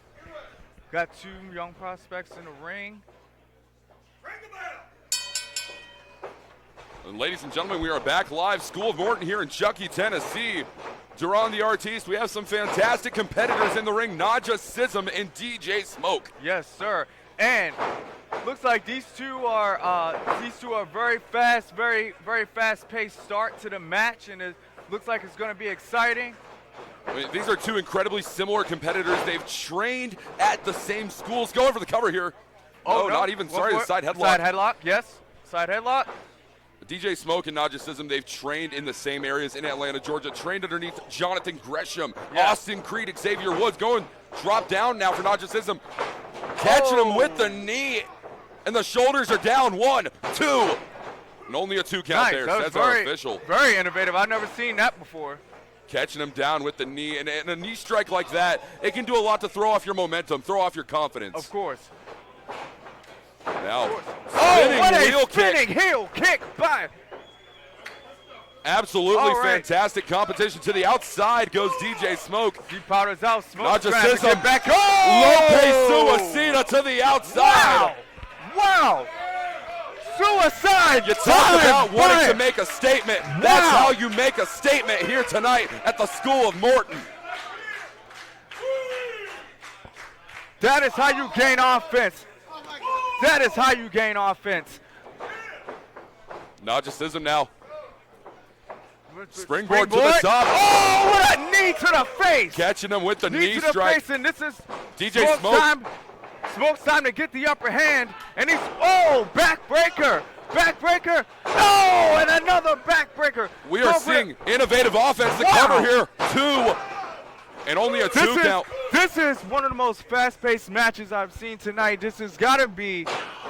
This is like I'm trying to make words, sentences, but the truth is, Duran, this is not a sprint. This is a marathon. It's a professional wrestling matchup. Yes. You got to take the time to slow it down a little bit, or else you might run out of energy. You might run out of sentences like I am, right? Naja Sism now strikes to his opponent here. Irish whip. Oh, but see the way that an Irish whip and Enziguri. Enziguri by Smoke. Oh, grounded waistlock. Look at the strength here. German suplex. And he keeps it into the bridge to cover. 2. Oh. I thought that was going to be it here, Duran. So did I. Right. Smoke cannot lose focus here. He cannot lose focus He cannot lose focus right now. Naja Sism is on wobbly legs here, but I don't think he's on any legs right now. Right. This bow and arrow stretch maneuver.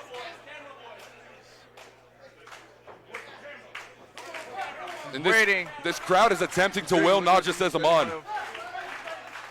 Let's see if Naja Sism can come back from this. It looks like. And this is very intelligent of DJ Smoke here, changing his directive as soon as he noticed he was going into the rope. Of course. He's slowing it down, slowing down the pace of the match. Of course, it was great earlier, but now I think he's really ready to get to work and put. He's been targeting that back of Naja Sism throughout the entirety of the match. Oh! Tornado spear! Tornado spear! What was that? but he's not able to make it to the cover. That should have been a cover right there. And it definitely could have been a 3 count if he had the strength, if he had the energy to make it to the cover. But this matchup still rolls on. Yes, sir. All right. Wow. Look at the fire. And once again, out of the corner comes Naja Sism. Nice, and a boot to the face. Like a speeding bullet out of a gun. Oh, air raid crash neckbreaker. Sism now, Sism needs the to cover. Go for the pin. Two. Oh, and Smoke kicks out again. And what is it going to take to put DJ Smoke down? Oh, but I think Naja Sism has a plan here. Answer. Heading to the top rope. He's all the way at the top. Oh, and a swanton. Obviously did not connect. Smoke is going. What is Smoke going for? Oh! Innovative offense. Could it lead to a cover? 1, 2. Oh, and he kicks. Sism kicks out. Sism kicks out. And we're seeing the frustration build here and continue to do so on DJ Smoke. Yeah, but Smoke needs some. Wow! Out of nowhere. Wow. With that spinning heel kick from Naja Sism. I was gonna say Smoke needs to focus, but I don't think he's gonna be able to right now. And Sism's doing Look something. at this. He's going. Oh, nice elbow drop. Fantastic. Springboard. 2, That's 3, it. and we got a winner. Wow. A hard-fought victory here tonight for Naja Sism. Yes. Absolutely fantastic.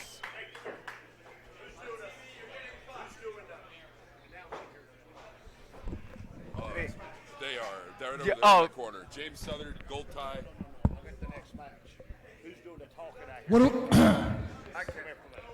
I'll change the match. Okay. Constructive feedback and criticism. What do you think of the? It was awesome. Why was it awesome? It was very intense. What was the story?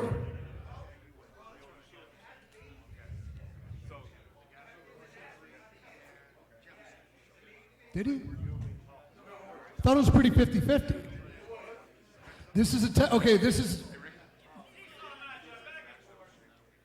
there was some incredible fucking movement in that match. There was some extremely crisp and like effective looking offense in that match. The match was also over time. There was also dozens of false finishes in what should be a 5-minute quick evaluation. This was an indie match that would not, if I was a WWE agent, if I was John Laurinaitis back in the day, he would have tuned out 10 seconds in. But like, I'm not saying this is a bad thing. I'm saying this so you can learn these things. This is where the industry, some people think it's going, and where like Ricky's generation, would like it to go back, as would I. Storytelling, psychology, making sense. What makes the evolution, I think, possible is the ability to combine this fucking amazing shit with the fundamentals and the simplicity of storytelling. Because you put that match on in front of people who have never seen wrestling, they'll see a couple cool things, but they won't be invested in the people. You put that in front of a smart mark crowd who we confine ourselves and their opinions to this fucking internet wrestling bubble. Yeah, it was great. Except it wasn't because of that match, my main event got 5 minutes cut that they paid to see him. Things of that nature.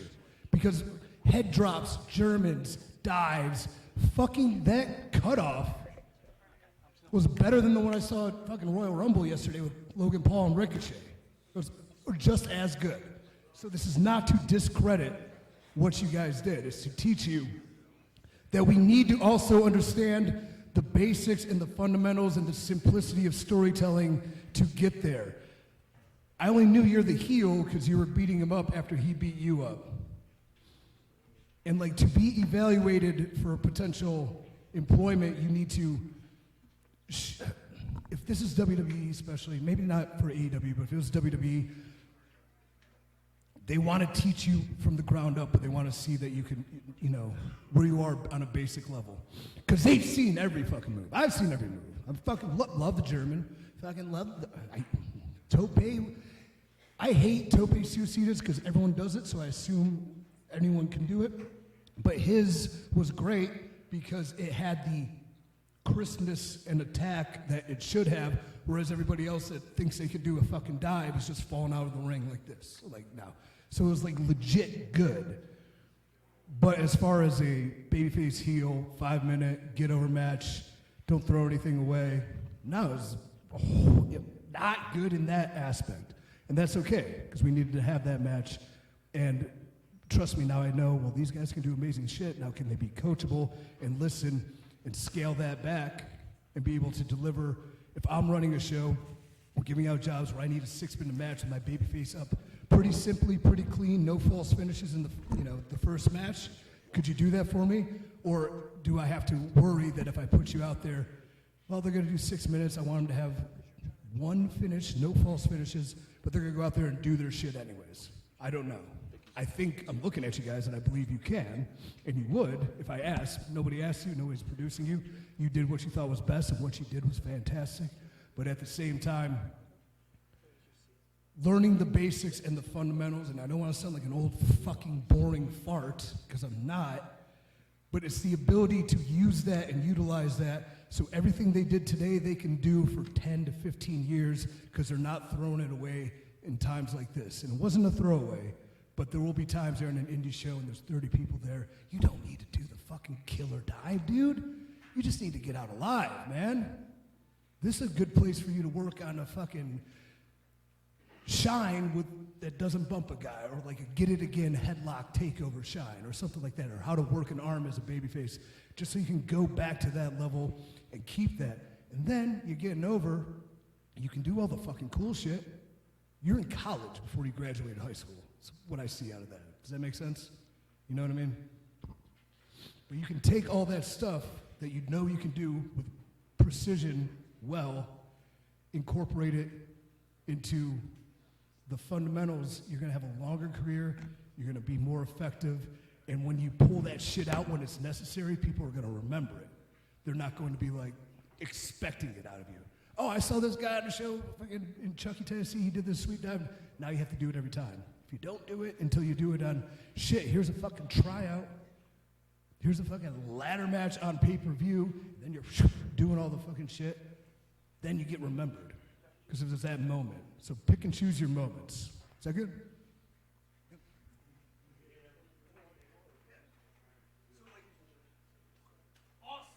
Awesome effort.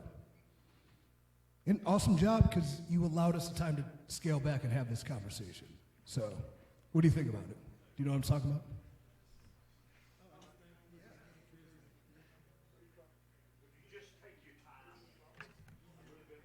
And I'm stealing that pile driver finish, so.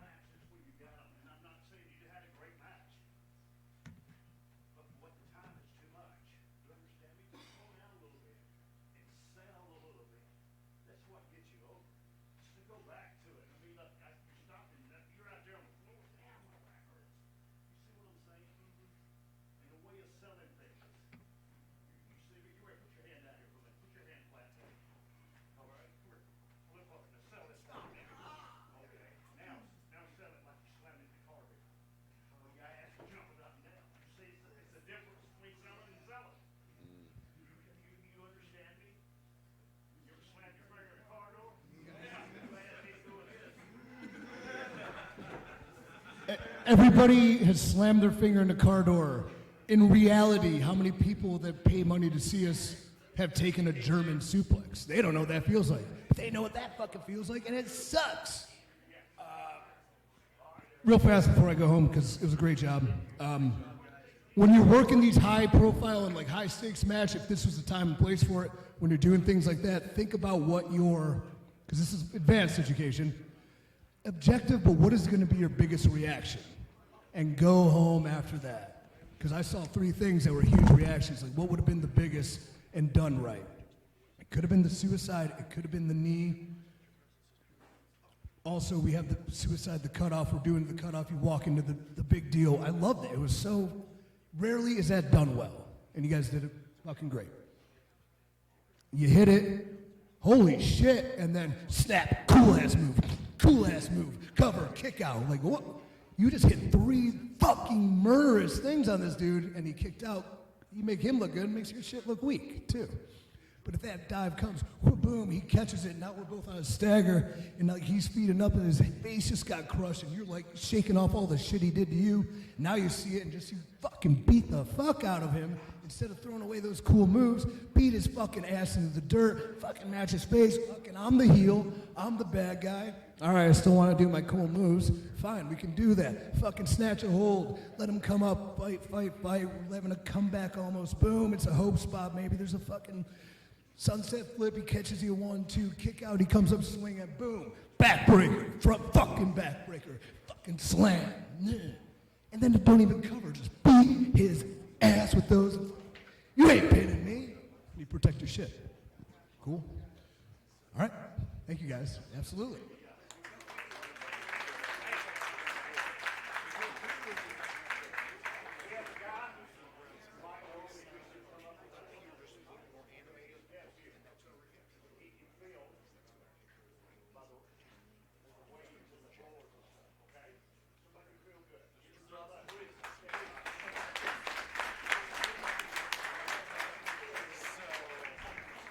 Here we go now. Ready, 3. Yes. All right. Now he can feel the rumble in the air. Okay, so make him feel good. Y'all give up some noise. Oh, it's a beautiful night today in Chuckey, Tennessee.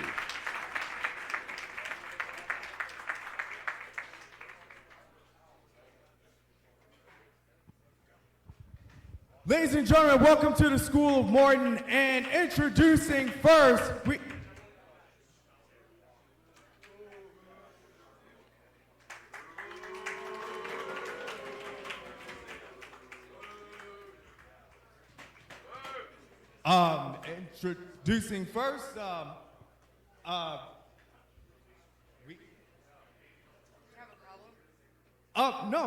no, there's no problem at all, ma'am. I'm just doing my. You can address me as Louie.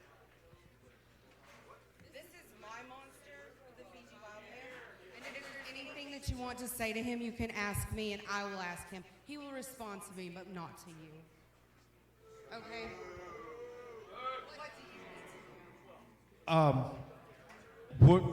What does your monster plan on doing tonight?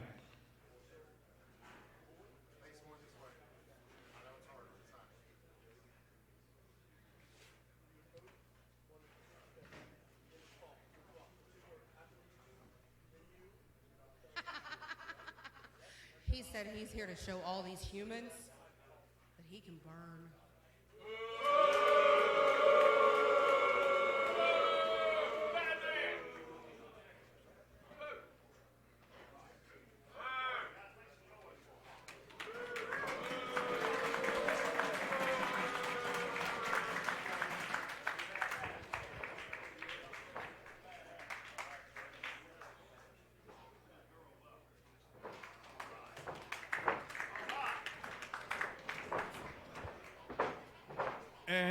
And with that, sorry, I'm slightly intimidated. Introduce yourself to the fans. Let me tell the great fans of Tennessee one thing. This man comes from the island of Fiji. But Jeff Paul recognizes one Fiji, and that's the Fiji water I'll be sipping on after I leave him on the mat. 1, 2, 3. And as for you, Jezebel, you may be coming back to Los Angeles, California. Well, ladies and gentlemen, what an introduction for Jeff Paul.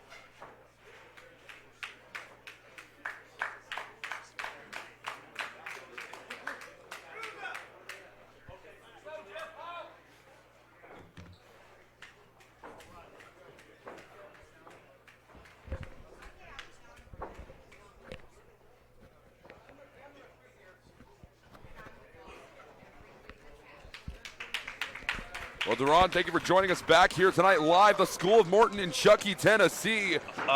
Yeah, that was a real interesting interview. Definitely was.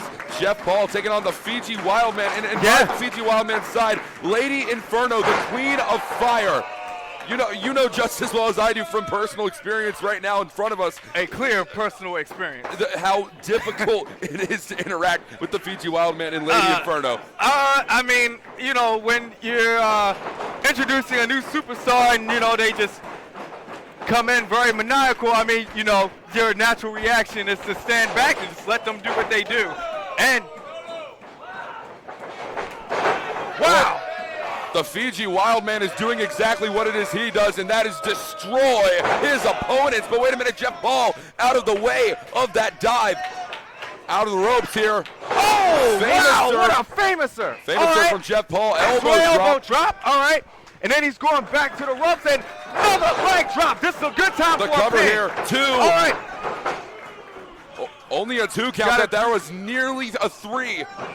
Jeff Paul now out of the corner, trying to will himself to a victory. The Fiji Wildman. He may be going. Is he going for? Is he going for a spear?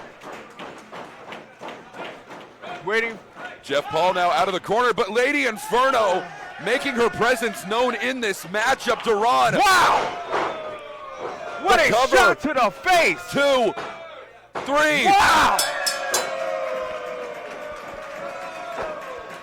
Wow! What a dominant victory for the Fiji Wildman here tonight. All it took was one punch. One punch. Wow. Unbelievable.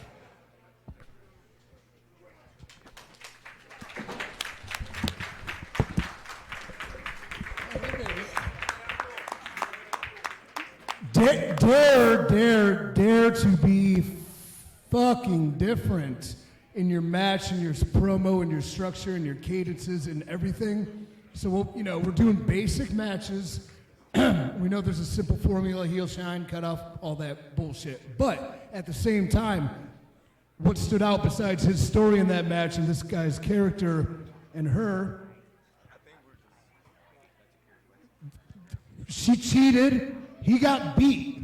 It's like, it doesn't need to be like 1, 2, 3, like it was like, oh shit, that actually happened. That's kind of real to me. So I kind of like how that happened, how it didn't have to have the structure, it didn't have to be a cut off and then we're doing heat and he didn't necessarily need to come back and yada yada. Like that told a story, and it's simple as she's an equalizer and he's got a mean right hand. So that was cool. For your promo, you're a babyface. Okay, because I was like, that's a heel trying to be a babyface, for sure. Which is okay, but then at the same, what's he gonna do? He's gonna sip on fancy water and take the man's wife with him? That's kind of, it's cool for some of us. No, but it's good. And good presentation with this. Are you guys doing this full time? You with it? I think you need something to match his ensemble. I think you more color in your outfit.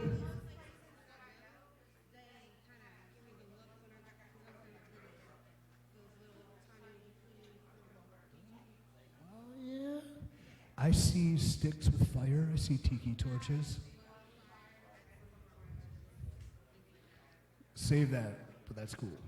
I would say watch as much Umaga as you can, with Armando Estrada especially, because you can copy those spots too in the same way they interact. But Umaga is fucking dope.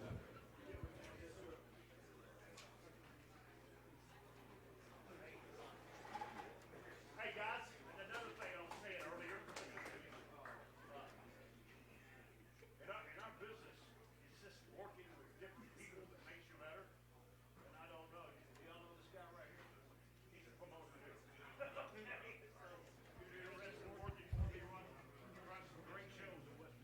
All right. Why don't you book me, buddy? Why am I not a world? Let me ask you a question.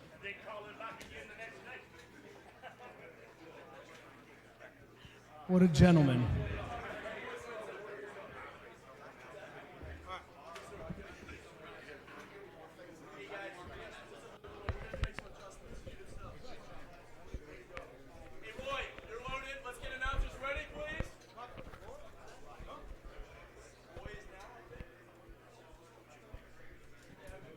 Hey, what are you looking for?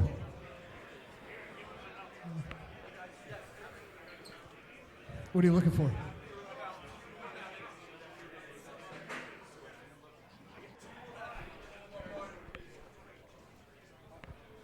How are we doing, Kerry? Feeling good?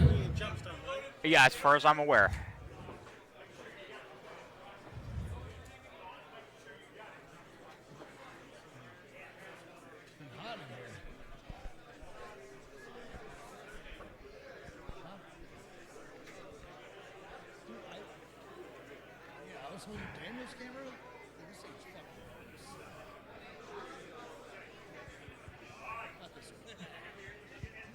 Here we go. Ready to rock. 3, 2, 1. All right, Jonathan Darwin here at the School of Morton. Please welcome my guests at this time, Night 6, Aaron Browns, and the Diamond in the Ring, Gemstone.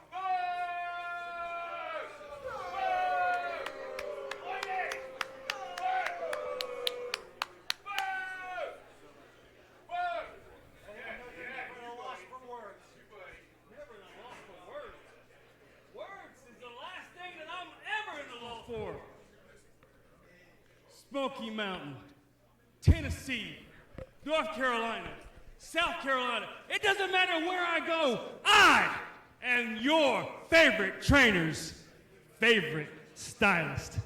And I get the chance to come here in the School of Morton.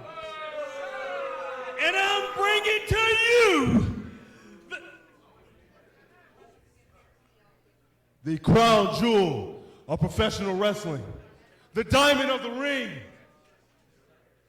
the person you came to see, the one, the only, Jim Stone.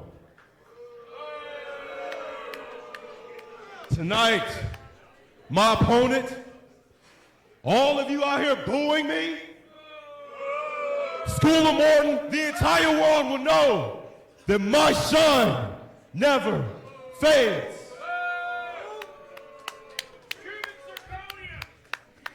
Gemstone and Eddie Brown.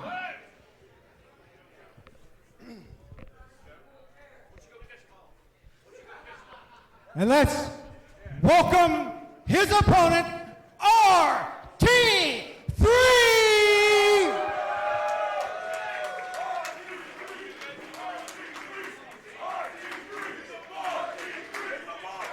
Good to see you again, sir. How are you? First off, Eddie. Hey, Eddie Brown. I don't know what you're coming out here for, bad mouthing this place. This is my home. I've been here for 6 years. I don't care how long he's been here. I'm RT3, and I'm here to take Gemstone down tonight. RT3!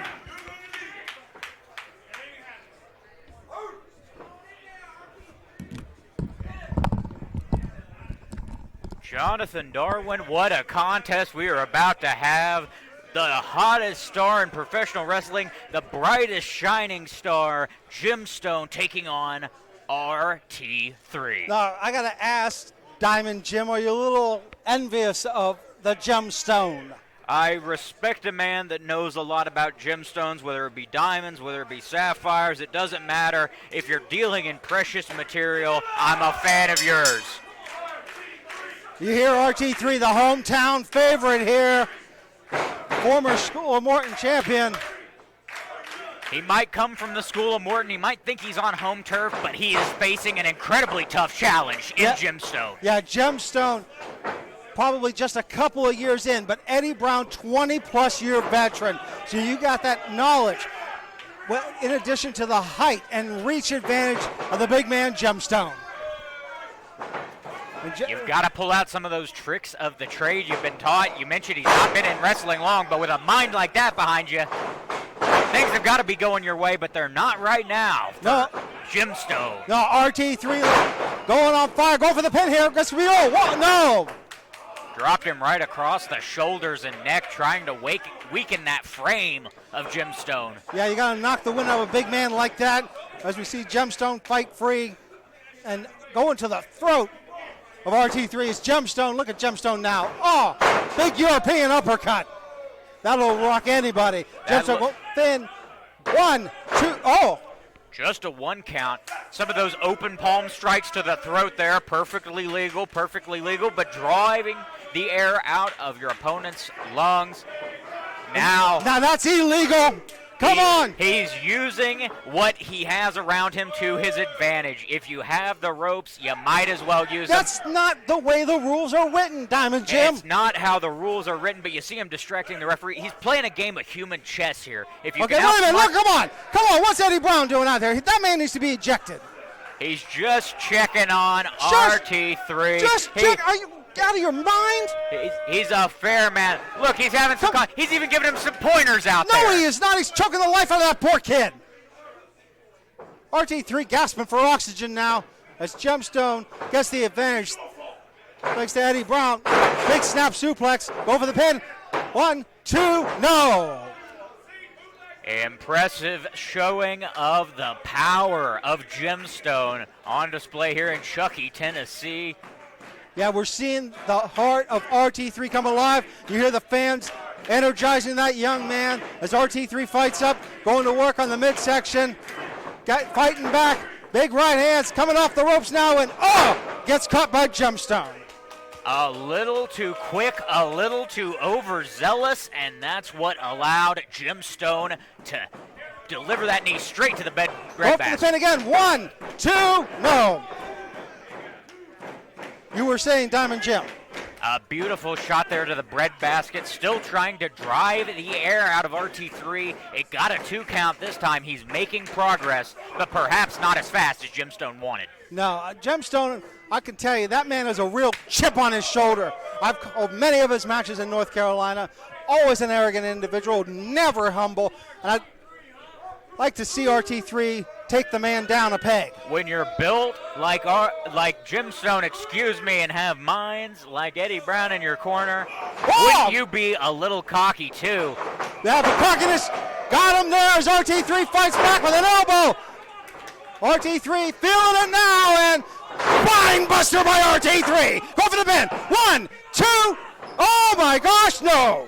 Spine on Pine, but only a 2 count on Gemstone. Yeah, RT3 frustrated, so is Eddie Brown from my vantage point out here. RT3 getting that leg going. Frustration can either help you or hurt you in a contest like this, Darwin. We'll have to see. Wait a minute, what's Eddie Brown doing? Come on. That's not necessary. Eddie Brown continuing the conversation from earlier in the contest. But not necessary. Come on, get it, ref. Get him out of there. What is this? No, Gemstone. Yeah! Eddie Brown, rock. Gemstone. 2, 3. Gets pinned by RT3. This is highway robbery. Highway robbery, nothing. That was amazing by that young man. Almost a handicap match. And Eddie Brown now stunned. Ding, and ding. so is Gemstone. Like I told the match prior, what is going to get the biggest reaction and then go home off that? Almost always going to be popping the manager every time. So good on that. A couple things I want you to think about is momentum. Momentum in shines, comebacks, and cutoffs and things like that. So you had a really good, simple shine going. Perfect. Well placed. You stay in the middle. Heel fed. Beautiful. Fucking beautiful. Cutoff was just what? Cutting them by the throat? Well, we have this option too. So when you're building your cutoffs, keep it going as much as possible until you think you're at the apex, and then take it away. So I think even with that slam, then walking over, now I'm getting it, kind of throws your shit away with. Whereas, where even maybe it was same thing, big slam, boom, he's in the corner, Gemstone speeding up. You come charging, Eddie maybe gives him the Iggy to pull him away, boom, eat shit, boom, turn around, throat chop, boom, and take his head off.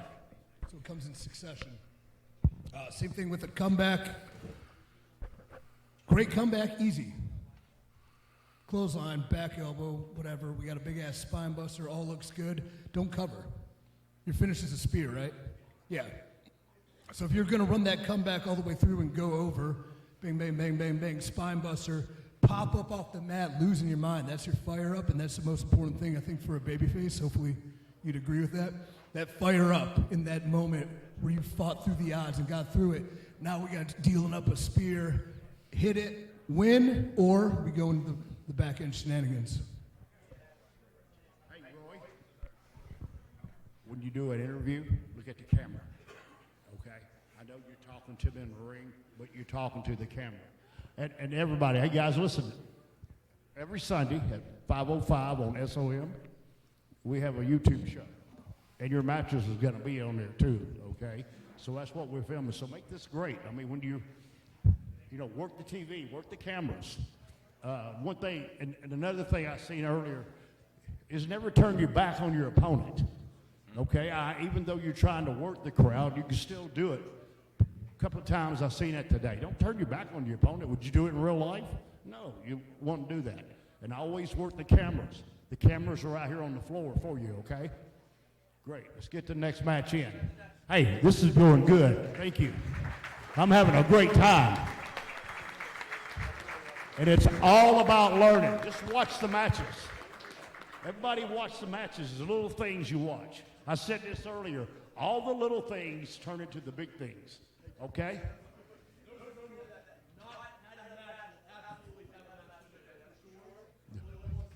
Yeah.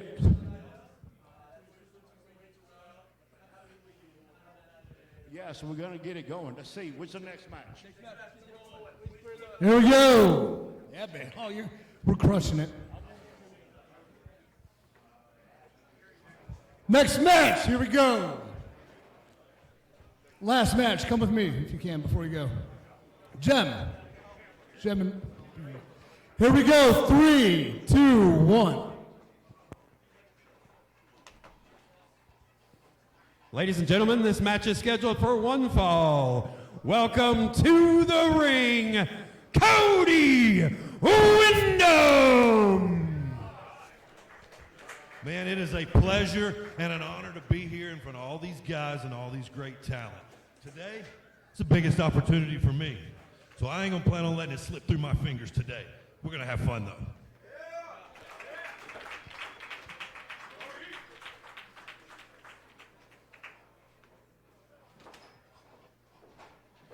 And his opponent, Mr. Atlanta 2. I'm about to make this plain and simple for you idiot people. I'm here to hurt people. I ain't here to make friends. I ain't here to win belts. I'm here to hurt people. You know, I get asked a lot, Mr. Atlanta 2, why do you wear that mask? I wear this mask because I can do whatever I want in that ring and I can get away with it. So whatever happens, happens. Right. Did you get that?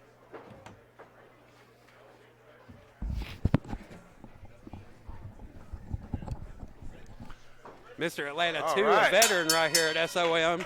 It's like Cody Randy the Ram. Wyndham walking in here. Is that Randy the Two Ram? big guys in here today. Man, starting out with that lockup. Whoa. I know This is Mr. going to be a Atlanta. huge power match right here. That's right. You know, these guys are veterans here, both of them, you know. Especially Mr. Atlanta. We've talked to him a couple times here at SOM and had the privilege of watching him destroy folks around here. Absolutely. Brought in by the family, Judas Pope. That's right. And here's this big Wyndham boy.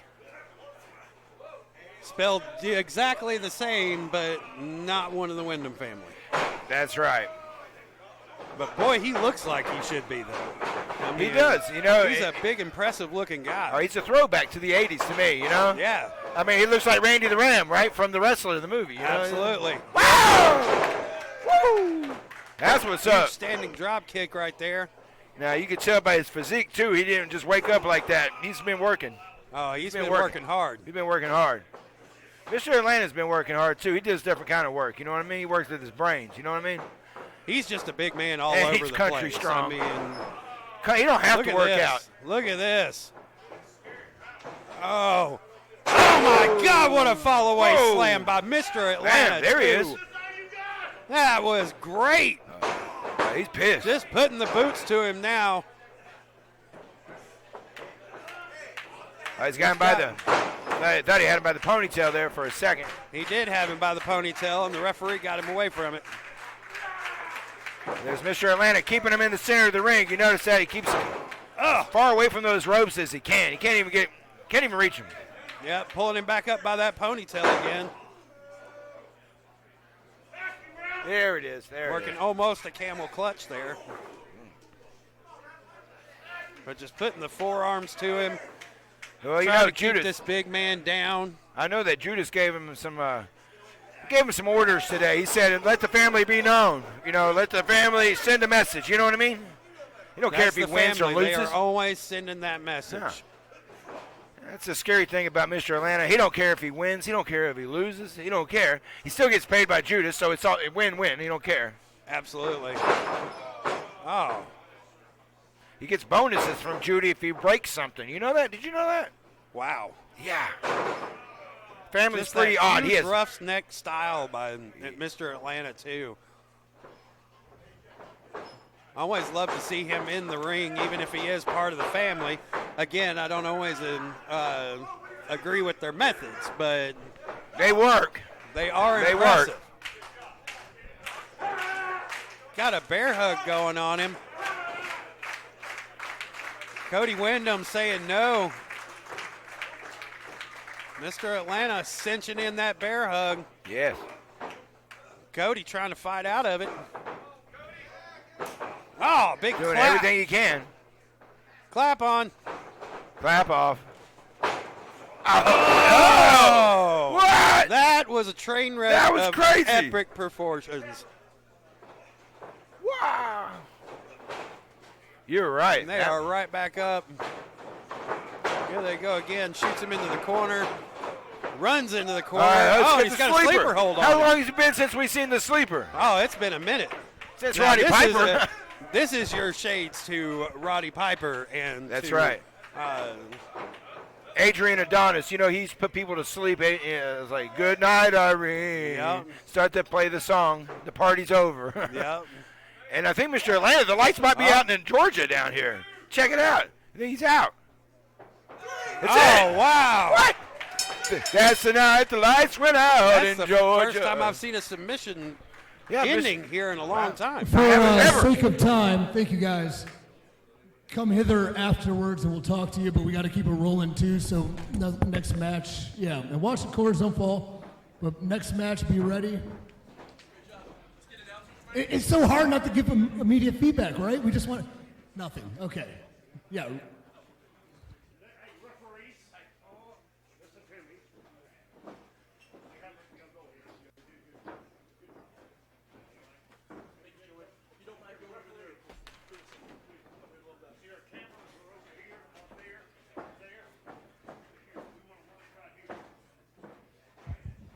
When you referee, and look, here's our cameras. There, here, and here. Okay? I don't want to see your ass in front of the camera. You understand me? Just over here. See what I'm saying? You can referee, step in and step back. Okay? You're always facing the cameras. Yeah, always facing. You hear this? You're facing the cameras. You know, I don't want to be on TV and just see a big ass in the camera, and that's working wise too, okay? You know, don't have your ass in the camera, have your face in the camera. All right, thank you.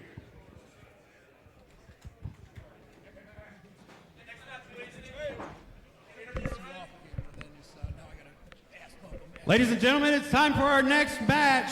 Please welcome to the ring, Cade Fight! Hey,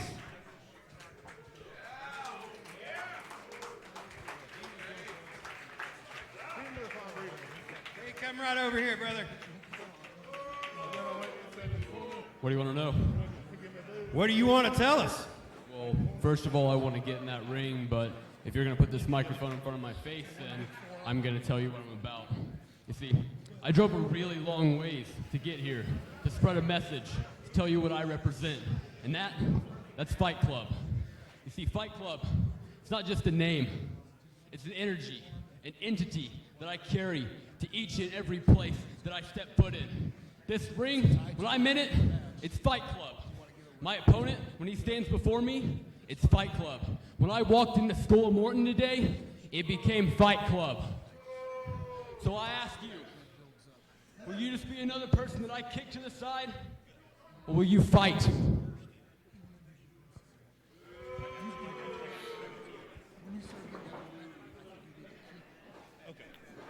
Tough day at the job, huh? And his opponent, the Human Terminator, Solo! Bump, swing and a miss, signature bump. Orton does it, close on, duck, power slam. What do you say, big man? It's very simple. The last 10 years, I've been to Canada, the Dominican Republic, overseas, Florida, Texas, California. It doesn't matter. I'm here today, Chucky, Tennessee, to terminate somebody on sight. This guy says he wants to fight. Oh, he don't want no fight, because guess what? He ain't walking by the time I finish. Woo! Oh, hey. Wow. That got real quick, didn't it? Oh, he's agile, too. This guy is Well, Mr. Fight Club guy, he started a fight. I think he's got one, huh? Yep, Cade Fight, ready to go. Sometimes in life, don't wish for things because you might get them. Oh, my goodness. This Human Terminator is a specimen. That's a big person. That's a big person. Oh, Oh, wow, no, really? Wow. I know that's a stupid Just move right kicking there, right it off the away. bat. I mean, but Mr. Terminator giving him a second shot at it. Yeah, that was a ploy. That might have been the wrong move there. Look at him, just locked on. Cade Fight gonna have to bring his feet. Oh my God! What a nasty clothesline! Wow! Oh my God! Hey, but think about that. He knocked his head off. That was great. Wow! I love it. That was beautiful. There we go. Cade Fight just suckered him right in, jumping on him as hard as he can. He's going to have to do something. Oh, good Lord. Whoa.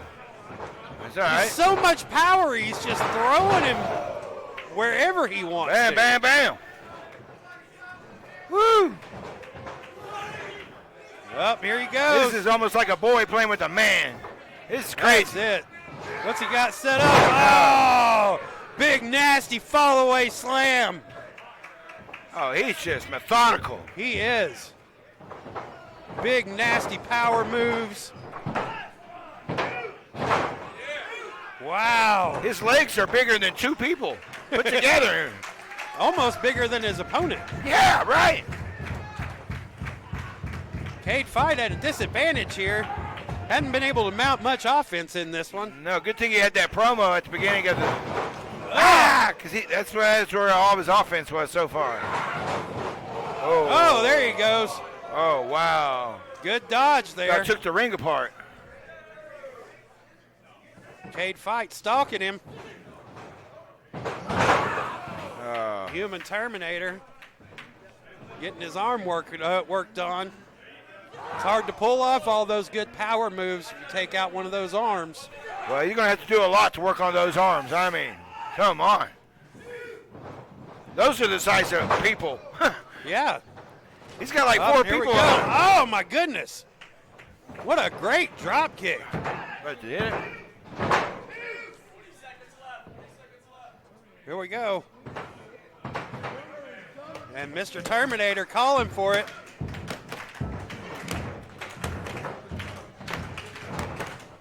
Crowd getting into this one. Getting Mr. Terminator up on his feet. Uh-oh. Misses with the clothesline. Cage fight. Staying with it. Setting Trying him up. to do what he can. No, that's not. Oh, That's it. Took That's too it. much That's it. time. That's it. Oh, no. What's he got planned here, Malik? That's it. Go ahead, ring that Powerbomb. bell. Ring the bell. It's it. Oh, that is over. That's Bing, it. Wow.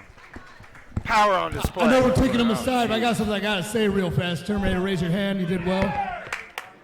Do you know we just had Project Mayhem versus Fight Club? I don't know. Fight Club, Project Mayhem? Nothing? Have you seen Fight Club?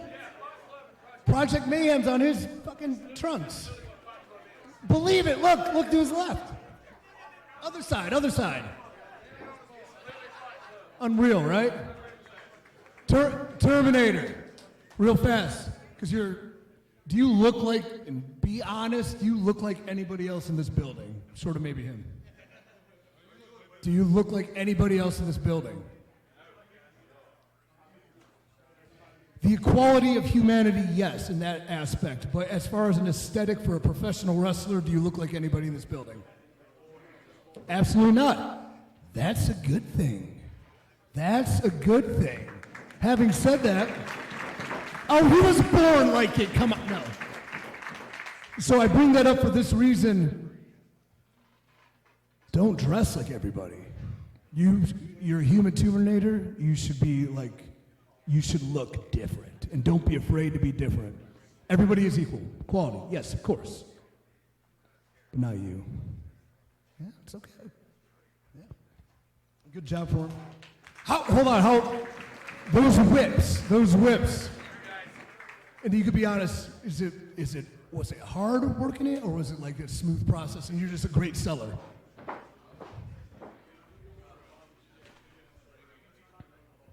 Okay, so it's probably just comfort and experience, that's all. Okay. Ready? Guys, and always remember this. When you're in the ring and you mess up a spot, okay, don't go back and do it again. Just, okay, you got to ixnay that spot, okay? Because it's going to happen. And just when something messes up, say you shot him off, then you come back up and did the same thing? No, just grab a headlock, take him over, and start all over again, okay? That's the best way to do it. And you, I would have run, but I ain't lying, run. I'm just kidding. Y'all have a good time. Let's go. Next match. Here we go.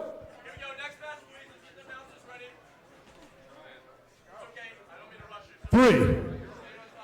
3.5. 2.5. 3, 2, 1, go. Get in there, Velvet.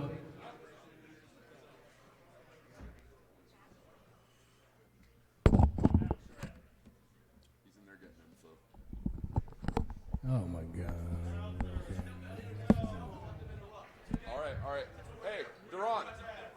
Come here. Hey, brother. Just introduce yourself, let them interrupt you. You got this. No, I won't.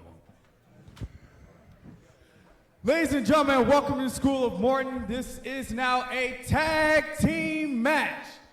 Introducing first, the team of Parrish Jacks. Wow. Okay. All right.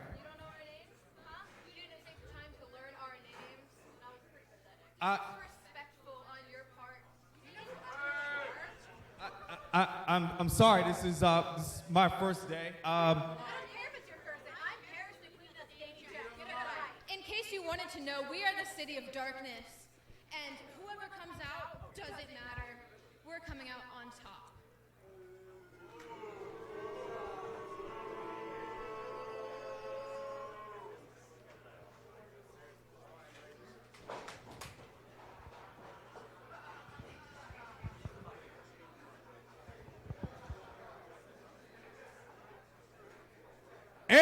your opponents, the team of Bashley Bones and Paris.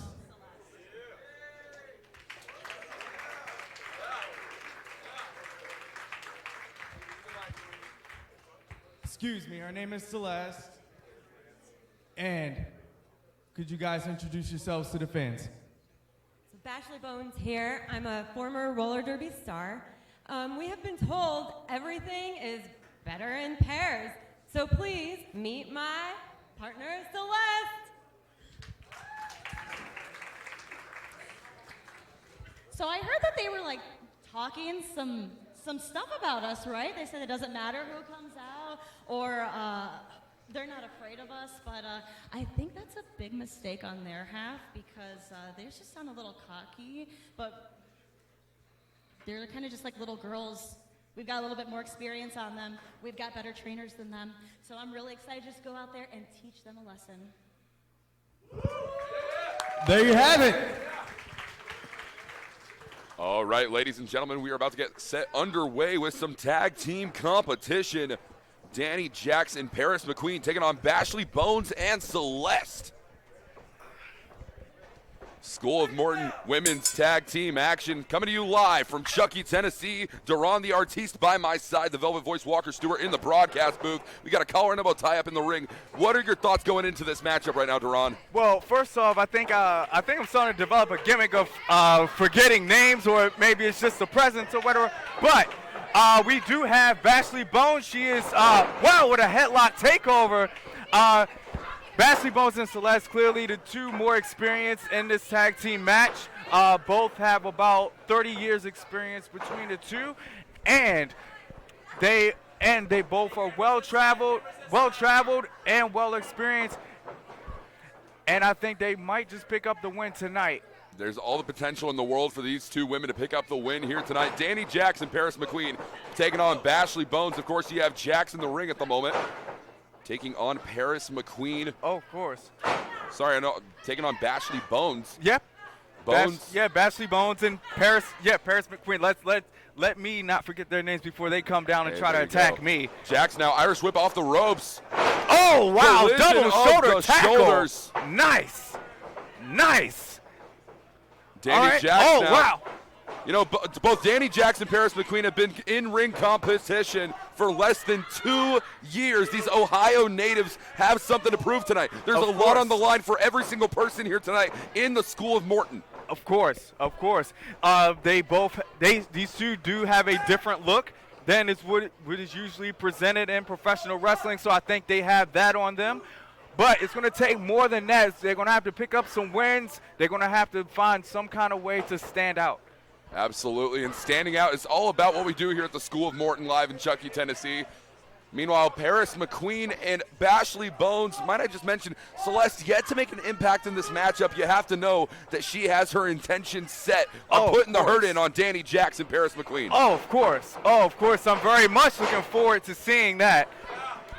Now, making the tag here, Danny Jackson, legal competitor. All right. Celeste. She's in. Celeste is in. Two fresh competitors in this matchup, and there's only one way that this can go, Duran. One of these women will lay flat on the mat for a 3 count by the end of the night. Oh, yes, sir. Now, first, standing okay, switch, we're waist getting lock an applied. exchange. Getting an exchange here. Okay, we got a front waist lock. Waist lock applied here now. Transitioning into wrenching the arm. Danny Jackson's in full control right now, Duran. All right. I think we're going to see something from Celeste. Hopefully we do. All right. Drop toe hold. Spinning into a knee bar. Is that a knee bar? Absolutely fantastic. That is a knee bar. That maneuvers. is a knee bar. All right, we're working back to the left shoulder of Paris. Paris, right? Did I get it right? That is Danny Jackson in the ring. Oh, that is Danny. Oh, right. That is Celeste Danny. now off the ropes. Crisscross. All right, crisscross. Drop down here for Crisscross, Celeste. Sauce and drop. Oh, wow. She just ducked.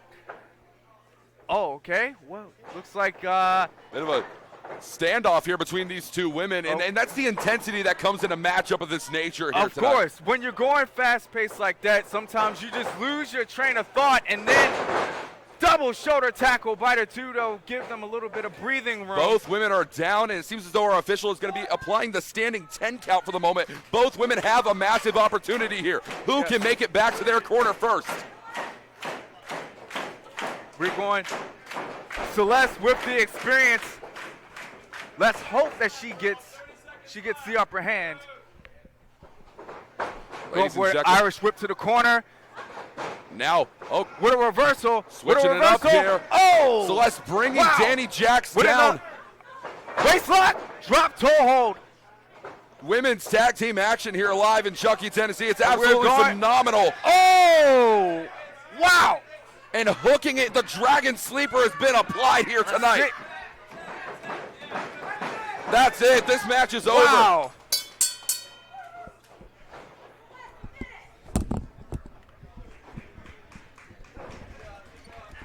What a victory here tonight.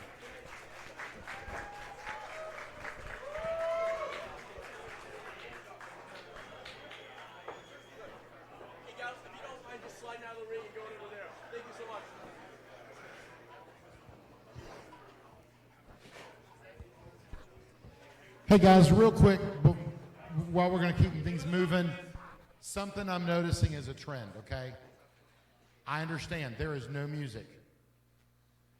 You better come out with some energy and sell that. Pretend there's music, okay? Because some of y'all are just coming out. Okay? You're losing us from the back. Get some action there. Yeah, and if it's not music you're hearing, know that all eyes are on you, and millions of people behind a red light are too, so... Yeah, well said. And I'll do music if you want me to.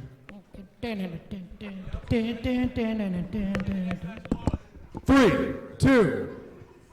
Ladies and gentlemen, Diamond Jim Southern back in Chuckey, Tennessee at the School of Morton. My guest at this time, Wonderful Woo. Woo, welcome to the School of Morton. I am Woo, and I am wonderful. And I also, out of all these people here, know what it takes to be a world championship competitor. That's why I came here tonight. And my opponent, Flex. Flex, airborne, soldier, quite the accomplishments. So I'm looking forward to this challenge. And at the end of the day, I don't think his training's going to help him, though. Because I'm still wonderful, and I'm still going to win. Boo. Words from a confident man in the Wonderful Woo, but he has an incredibly tough opponent tonight. Representing the U.S. Army, this is codename Flex.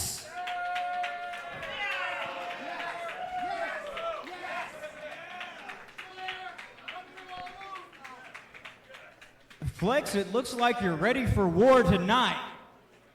I'm fired up, sir.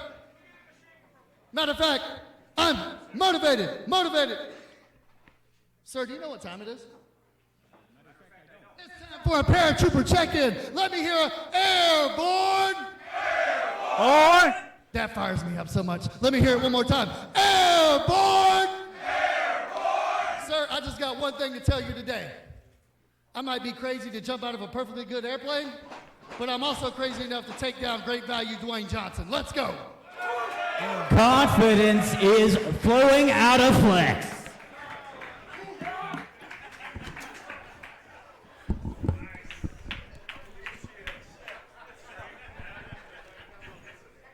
Jonathan Darwin, what a contest this is gonna be. Code name Flex taking on the Wonderful Woo. Yeah, fresh off the Army base here is Flex Simmons, codename Flex now, and taking on that Wonderful Woo. Woo very chiseled, very arrogant too, very self-righteous individual.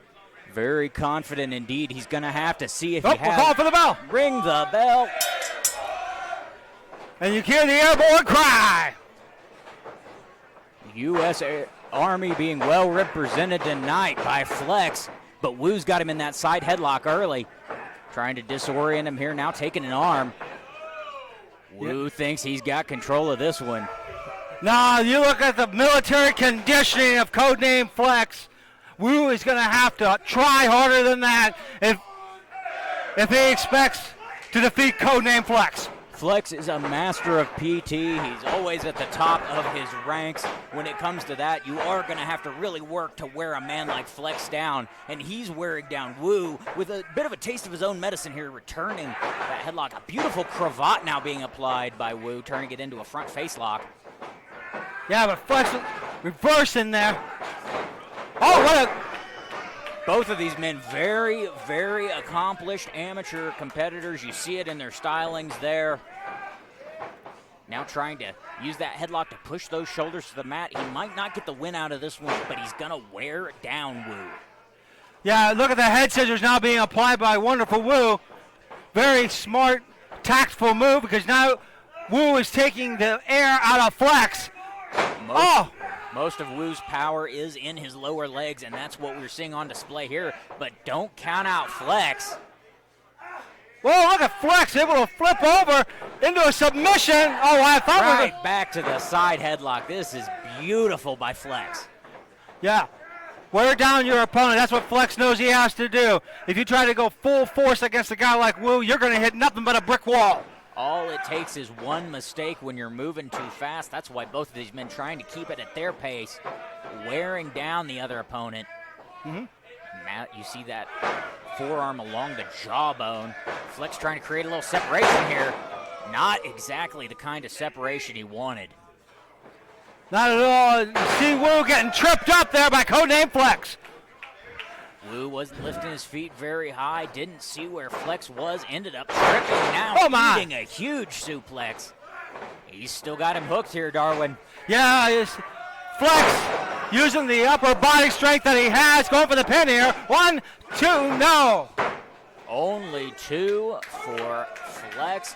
He's saluting this crowd. They are fired up. They love them some Flex. Yeah, and the wrestlers feed off of that energy. It's almost like an alternative energy source to get your adrenaline flowing, but Wu's going to make sure that Flex gets none of that.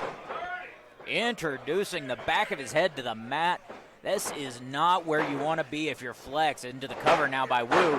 Only a 1 count, though. That resiliency of Flex, that Army spirit on full display.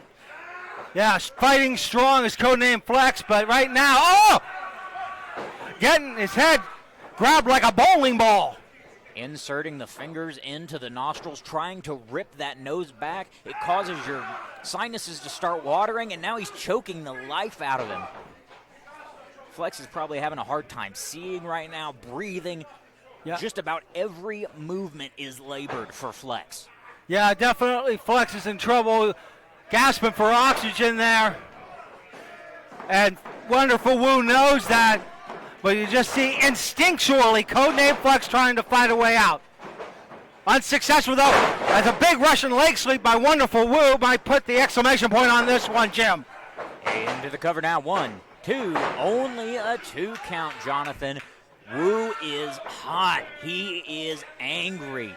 He thought he had Flex there, now just raining these forearms down into the lower back. I don't care how much you lift at the gym, Jonathan, you cannot train your lower back. No, you can't. 2 count though. Look at the way Flex is gasping for air at this point. He's gasping for air, but he's smart to immediately get those shoulders up off the mat and save him from possibly another pinfall attempt. Yeah, but what we're seeing now, Flex, he exerted a lot of energy to kick out that pin. Wu knows that as Flex collapses over into the corner, but elbow, could this be the start of something? Big boot there to Wu. Wu is on Dream Street. Now that sleeper hold, trying to get it locked in. Looks like he's got it up top. Now he's flat on his back, trying to grapevine those legs. Yeah, but Wu's got some reach. Can he get to the ropes? Wu's trying, but he's fading quick here. Oh, look at Flex. He's smart. He's grabbing the right hand to make sure he can't grab the ropes. Trapping that right arm. Look at the intensity on Flex, choking the life out of Wonderful Wu. Wu is fading now. Referee checking the arm. 1, 2. Could it be this all? That's all. Your winner in this contest, Wait, do you hear code that? name Flex. Hold on. Okay. I'm going to put you over, but before I do that, think about finishes being exciting and giving a payoff to what you invested in. Because 6 minutes ago, we're all rooting and hollering, screaming airborne. Then we have a finishing hold on, but it takes forever for it to be the conclusion. Heels especially, but anybody, do not be afraid to submit, and the sooner you tap out to somebody's newly developed finish, the more over it's gonna get, and the least you're gonna lose out of it. So it's not that, we can't all be Stone Cold and Bret Hart, and I don't think that was the point. I think you wanted to be an actual choke out instead. That's a tap out, for sure. Because it's the second you snatch that on, it could be that simple. The same way we have a DDT as a finish, a sleeper hold can be a finish if we build it up right and we do it right, and it'll be fucking more over than any other fucking flippity fucking driver head bullshit possible, because 6 minutes ago, this place is fucking eating out of the palm of your hand, right? Honest feedback from a fan perspective, is it too many airbornes, though? Did he go to it too many times? Only if it doesn't lead to something. I loved it, but it got so good that by the 5th time we're doing it, we should get it over 1, maybe 2 in the promo, maybe 1 in the match. Mr. W did a great job of selling it. What is this shit? But then that is probably some final guttural cry before you hit the finish. Flex, my one thing was, I know he's going to try to still wrestle while he's being an over-the-top character, and he did. You wrestle well. Hold for hold, shit's good, it's cool, but man, does it get lost in the sauce of what this is, where you don't need it anymore. We know you can do it, fucking cool. You don't have to, and you're going to get a better reaction for it. That little shine spot, okay, the plex and the muscle plex I know you want to do is huge, then you get cut right off. Nah, man, I think that's comeback shit. That's something, bam, bam, big plex, guys feeding up, you're standing behind them, Kind of just been trading out. What the he's tapping. Is how I would book it. One more thing I had. Fuck, he puts you in the corner off the fucking deal. I think every movement you have is military-based and robotic. So you're just perfectly fucking trained. Even on the cover, you covered him like a wrestler. Cover him like you're folding a flag. And that's gonna make that character just that much more over. Face paint, a cigar, you're fucking made.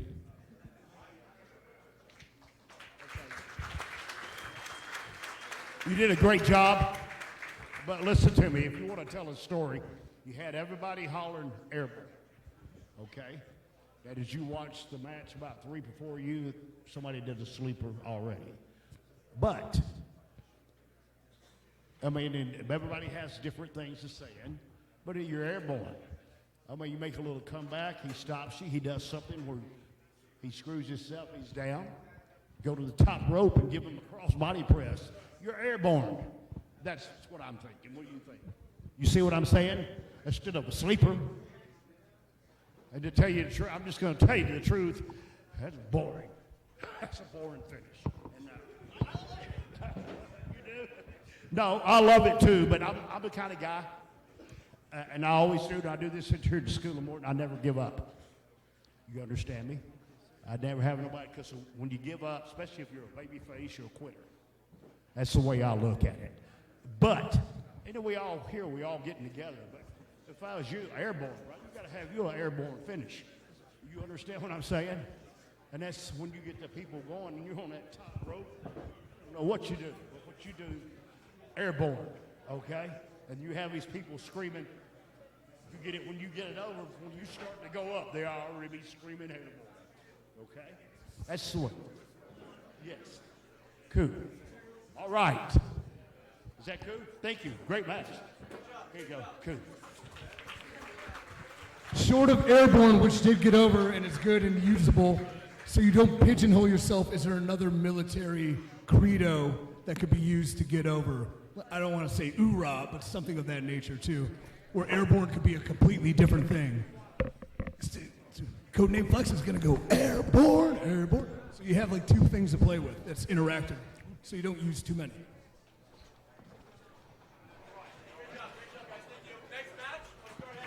All right, let's get it going, ladies and gentlemen. School of Morton action live. Chucky, Tennessee, the Velvet Voice Walker Stewart, and Duran, the artiste.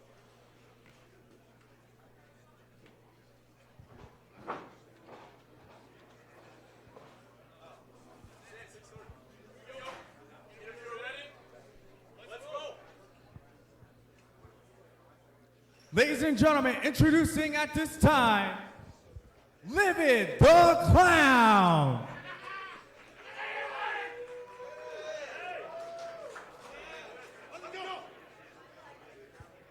Great. I see you very ready for your match, sir. All right. I'm here for the NWA tryout. I'm taking over Easy E spot. I'm sorry, who? Easy E, you know, Ice Cube, Dr. Dre.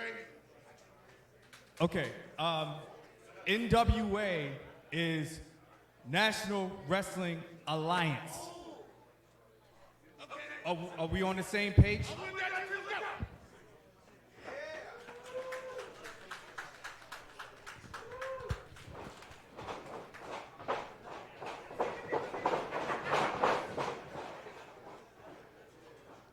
Quite the characters here today.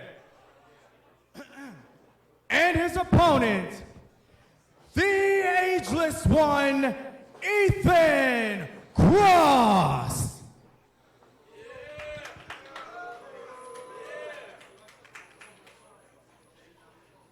Ethan Cross, this is a huge opportunity for you tonight. What would you like to address to the fans? First of all, I am Ethan Cross, the ageless one. I have no expiration date. And as for this, I don't like clowns. I hate clowns. Until next time, try to enjoy the daylight.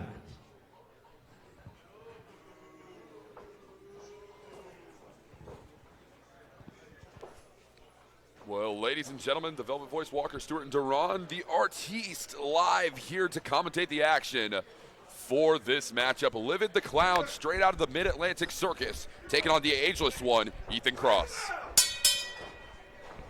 The bell has sounded, the matchup is underway, and Duran, we're starting off hot here tonight with some great action. And Livid the Clown, he's all about fun. He's all about jovial games. What is your expert opinion on the structure of this matchup? Well, you know, there's a time for play. There's a time to get serious. So, you know, there's some wrestlers that have that balance. Maybe he does, but we'll find out tonight.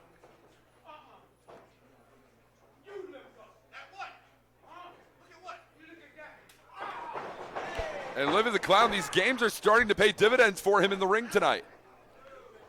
I don't think so. I think he may have hurt himself trying to hurt Ethan Cross. Potentially one off the ropes. Now goes Ethan Cross, and both men, once again,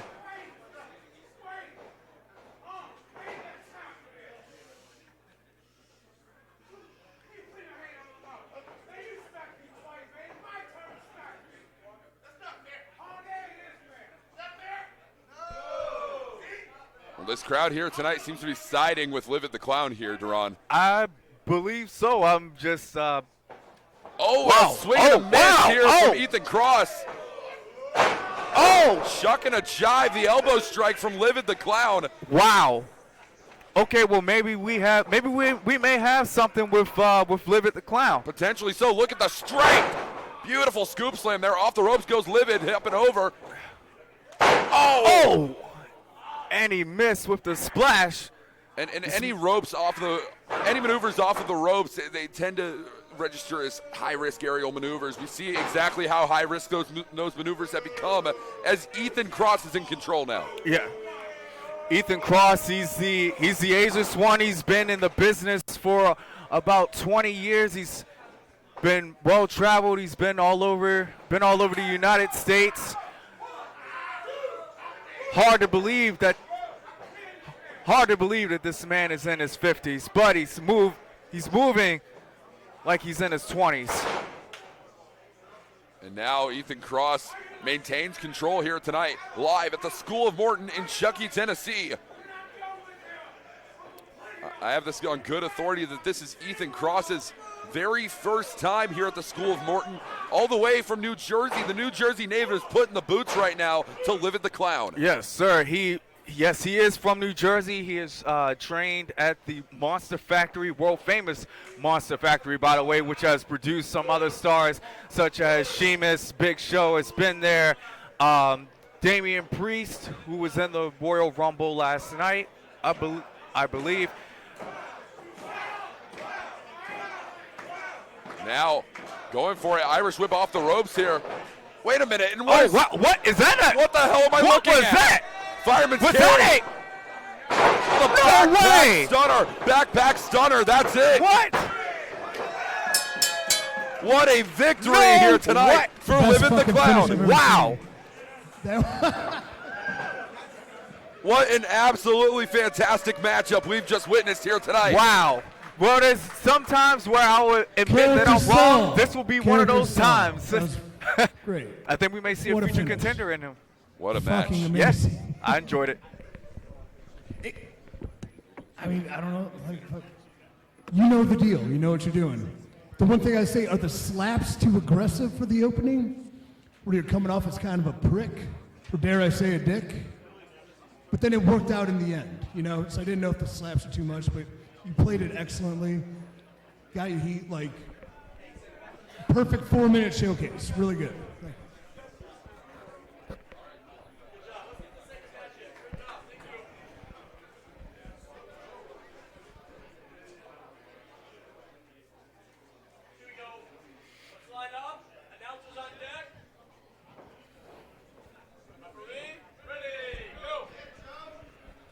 Ladies and gentlemen, the Velvet Voice Walker Stewart here tonight live at the School of Morton in Chuckey, Tennessee. And I would like to introduce tonight, Nathan Cross. Oh, come on,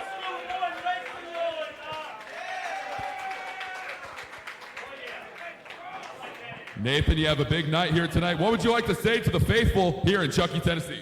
Ladies and gentlemen, boys and girls, children of all ages, allow me to introduce myself. I am the New Age villain, the one they call the Crossfire himself. A little bit of the past, a little bit of the present, every bit of the future, wrapped up into one sexy package.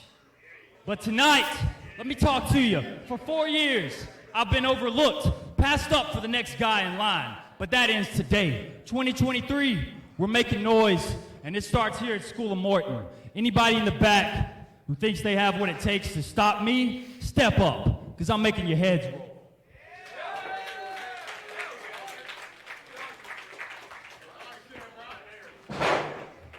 And introducing his opponent, Duke O'Connor.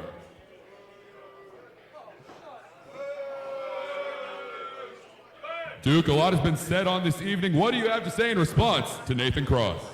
Here's the thing, guys like Nathan Cross are becoming really common in this business. Hey, when I'm talking, shut up and listen. Keep your mouth shut. So many guys like Nathan Cross are becoming common in this business.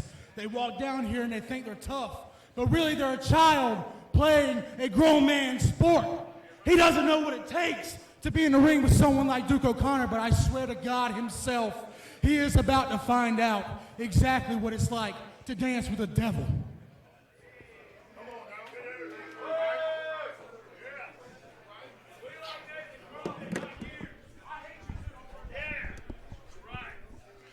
Well, ladies and gentlemen, it seems as though we're going to see some devilish dancing here tonight as Duke O'Connor takes on the New Age villain, Nathan Cross. Yes, sir, we are in mood for a night of hard-hitting action. Nathan Cross and Duke O'Connor Duke O'Connor, a Vincenzo, North Carolina native, trained out of the Firestar Pro Wrestling Academy. A lot of great trainees coming out of that school. Oh, yeah.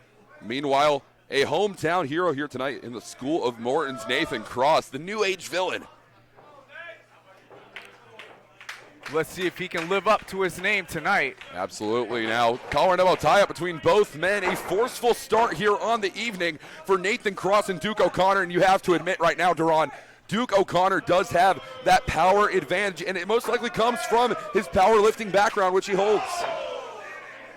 Most definitely, and it's great. Like it's great when you have a gimmick and you can transcend that into pro wrestling, because that just makes you more authentic, and it's going to make the crowd connect with you even more.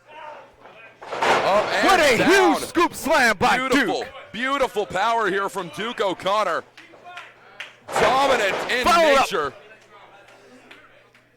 The leg drop here tonight from Duke O'Connor. You see that powerlifting belt around the waist of this man as a totem, a nature of what this man does in the ring. A powerful force is Duke O'Connor. Yes, he is. He's clearly getting the upper advantage on Nathan Cross, but you know, if Nathan's he's gonna have to back up what he says. You know, he's talked about being overlooked. This is his time to shine, so he's gonna need to prove that tonight. Irish whip out of the corner now goes Duke O'Connor. Once again, evasive maneuvers though. Nathan Cross with a chop. Wow! Via the chest, concaving the pectoral muscle. Wow! Oh, God! Wow! Wow! Did you hear that gunshot? You want to talk about putting a hole in the chest? You're going to have to look at Duke O'Connor as a prime example of that. Up and down, vertical suplex from Duke. Hard-hitting suplex.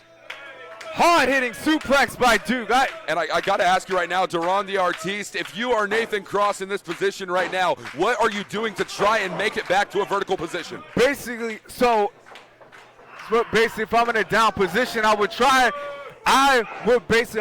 him off to give myself some air, give myself some time to get my thought, and then I would just go for his legs, and just cut him down like a tree.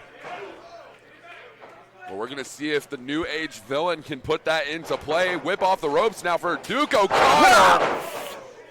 What a clothesline. It was Stan Hansen-esque in nature, that clothesline. Absolutely forceful. Wow. Swinging at him like he has nothing left to lose, and something tells me that Duke O'Connor does have nothing left to lose. He's been at the very bottom of the barrel, and now he's looking to replace the bottom of the barrel with Nathan Cross's face. This is true. Wow. Reverse with a kick. Springboard. Oh, going for the sunset flip, but he couldn't do it. Oh, attempting the senton. It's going to take more than that, though. And you see the quickness here of Nathan Cross. This is his game plan. This is his strategy. Yeah, what he needs to do is start. Oh, schoolboy. Schoolboy. That's it. Whoa, whoa, whoa, whoa. I cannot believe it. Whoa. Unbelievable. What a victory here tonight for the New Age Wow. villain, Nathan Cross. Overlook no more. Overlook no more. He just got a victory over Duke.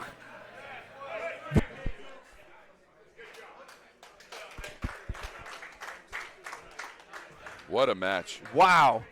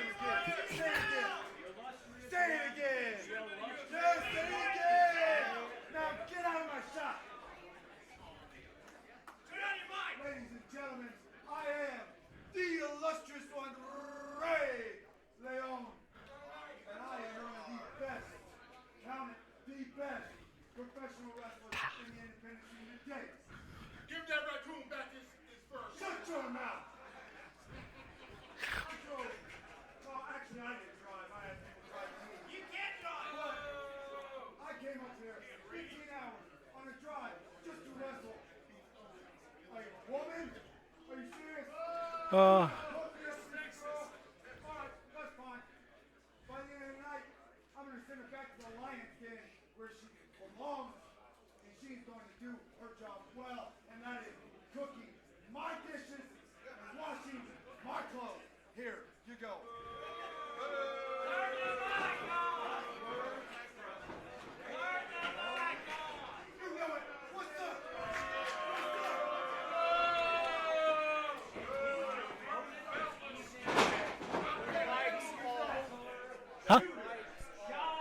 I know.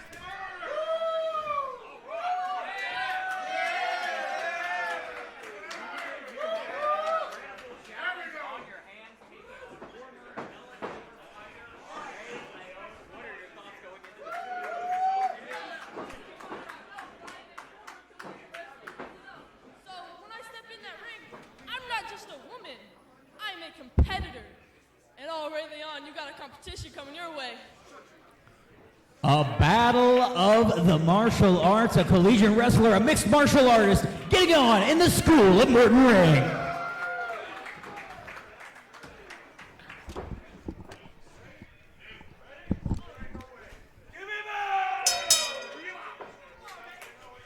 And action is underway. Shooter Shylin answering the call of Ray Leon, former Bellator MMA fighter taking on a former collegiate wrestler. This should be a very interesting contest, Jonathan. Yeah, you got several mixed martial arts styles out here. It'll be interesting to see who figures out how to use the leverage first. Look at Shooter Shylin going for that single leg. Now Ray Leon trying to return the favor on her.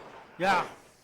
See, she uses her weight, sits down, drags Leon to the mat. He is reeling. You see him trying to create a little space there. This is not the match he had in mind. No, Ray definitely was thinking he was going to have almost a night off. This young lady's taking him to task. Oh, come on! No need to pull the young lady's hair. Pulling of the hair, Ray Leon doing whatever it takes to gain control. You were right. He thought it was going to be a cakewalk. He was facing a woman, but that woman is Shooter Shylin, who just sent him flying with that exploder suplex. Yeah. Ray Leon reeling on the outside. Yeah, Ray Leon grasping the neck now. That's going to pay off later for Shooter Shylin because she knows where to wear it down. Oh. Very stacked young lady. Showing off the power, but power is nothing for a quick mind like Ray Leon, snapping Shooter Shylin over with a suplex. Yeah. Now into the pinfall. Look at it. 1, 2. Only one, says our referee. Right. Good. No, I was going to say, Jim, Leon wasted time there. If anything, he needs to keep humility or he's going to get upset by this girl. Just a few seconds. Excuse me, lady. Just a few seconds is all it takes for Shooter Shylin to capitalize. She will have Ray Leon tied up in knots if she gets the opportunity, and she's trying to get that opportunity here. Taking that leg, now a waist lock. She just German suplexed Ray Leon. Go for the pin. Only a 1 count, though. Both of these competitors still very, very fresh in this contest. Yeah, Leon knows it, too. Go to work now on the left arm of Shooter Shylin. A divorce court there separating the arm from the shoulder. Yeah. Oh, look at that. Look at Ray Leon saying she's going to tap right to the cameras. He wants everyone at home to know that Shooter Shylin is no match for the illustrious one. Yeah, no, they're not seeing it. Oh, no, Shylin blocking it. Gets off a suplex of her own. You go, girl. Returning the favor. A big suplex for Shylin. Ducking the clothesline and dragging the illustrious one down. 1, 2, only a 2 count there, though. Yeah, but she's really showing her force out there right now.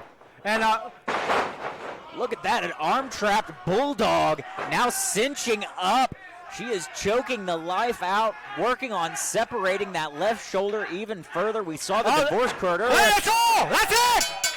Your winner, Shooter Shylin, making a former Bellator fighter not only lose, she made him tap out, Darwin. I tell you what a feather in the cap of this young lady. We're going to see lots more of her here. Thank you for joining us, or whatever. Great fucking match.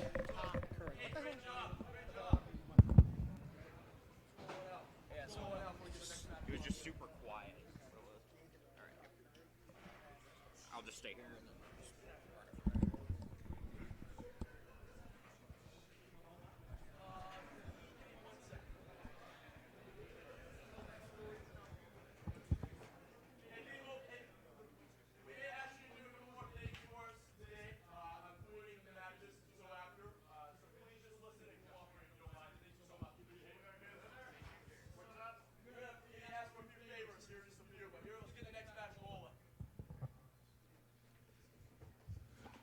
All right, Jonathan Darwin here at the School of Morton.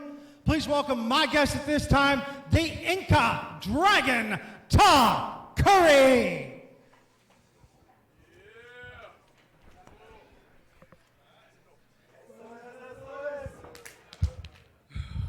Mira, mira, before you butcher my name, una vez más, el nombre es el luchador de Ecuador, the Inca Dragon, Takuri. Eso es. Y mira, gringuito, y mira a todos que están afuera. I live the uno más lifestyle. Y eso significa, I always go uno más. Uno más reps at the gym. Uno más huevos in my protein shake. Uno más tequila. Uno más muchacha. Uno más de uno más, cabrones. Y ahora, I'll show you why I'm uno más better than all you. Arriba. I think I know a couple of those words, and they are polite. So let's welcome his opponent, Mr. Excellent.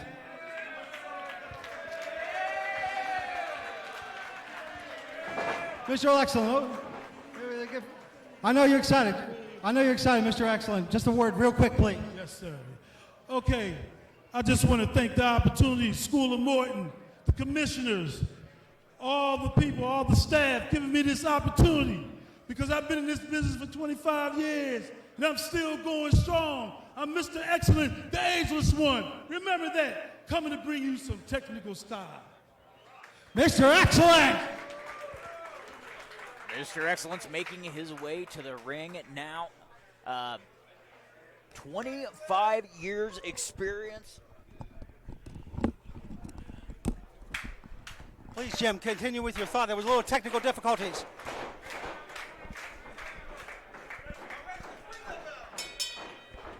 You were saying, Jim. Over 25 years of experience for Mr. Excellence. And he's having none of Uno Mas's advances. Yeah, Uno Mas, one more. I knew that. By the way, I also knew some of the other words he was shouting. I mean, they were kind of not polite. Let's call them that. Well, the ageless one, Mr. Excellent, getting his wrist turned there. I'll tell you what, I'm excited to see Mr. Excellent here. 5 different black belts. 5. Two and 2 different types of Taekwondo, the 5 animal, Kung Fu, Shoto, and I'm going to butcher it, I apologize if I do, Shotokan, Kawadi, and Hapkido. He also is an instructor in that area, as well as a college professor. So the man has a lot going on upstairs. Mr. Excellent says Uno Mas on those shoulders. Look at that, suplexing him by his left arm. That was beautiful, Darwin. Yeah, it is. You're seeing great power out of Mr. Excellent on display now, and he's having Uno Mas with the Inca Dragon now. Oh! Mas down to the outside. Yeah, but he rolls in. Oh. He's trying to find some sort of reprieve. Yeah, he was trying to sneak out. Mr. Excellent. Yeah, I think Uno Mas knows, the Inca Dragon knows that he's in trouble. He's trying to fight his way in and come up and over, and a little bit of agility there, but is it going to pay off for Uno Mas, or Inca Dragon? But they're got to watch those right hands. As we see now, Mr. Excellent, trying to go for the suplex, being blocked by Ta Curry. Using those knees to create that separation. Very smart move. That's what we're seeing here. I'm sorry, Jim. Go ahead, please. I apologize, but I was going to say he's inflicting damage to the body and driving the air out of him. Multi-purpose. Very good. And you see that now, and no wasted movement by the Inca Dragon. That's where you got to really give the man respect. Kick to the back of the head there. Mr. Excellent is down. And can he get it? Can he get up?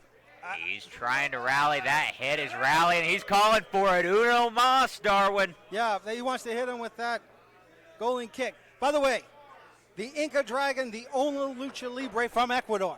The only luchador from Ecuador, and he's looking to represent well at the School of Morton here today against Mr. Excellent. But Mr. Excellent stops that dead in its tracks, and Mr. Excellent's trying to go for something here. Thought he was going to go for the side Russian leg sweep, rips him off the ropes, and big clothesline by Mr. Excellent. Mr. Excellent's feeling himself now. Yeah, he is. Mr. Excellent getting that energy going here for a Bulldogs straight down to the canvas. You know the Inca Dragon's got to be saying no mas at this moment. There we go.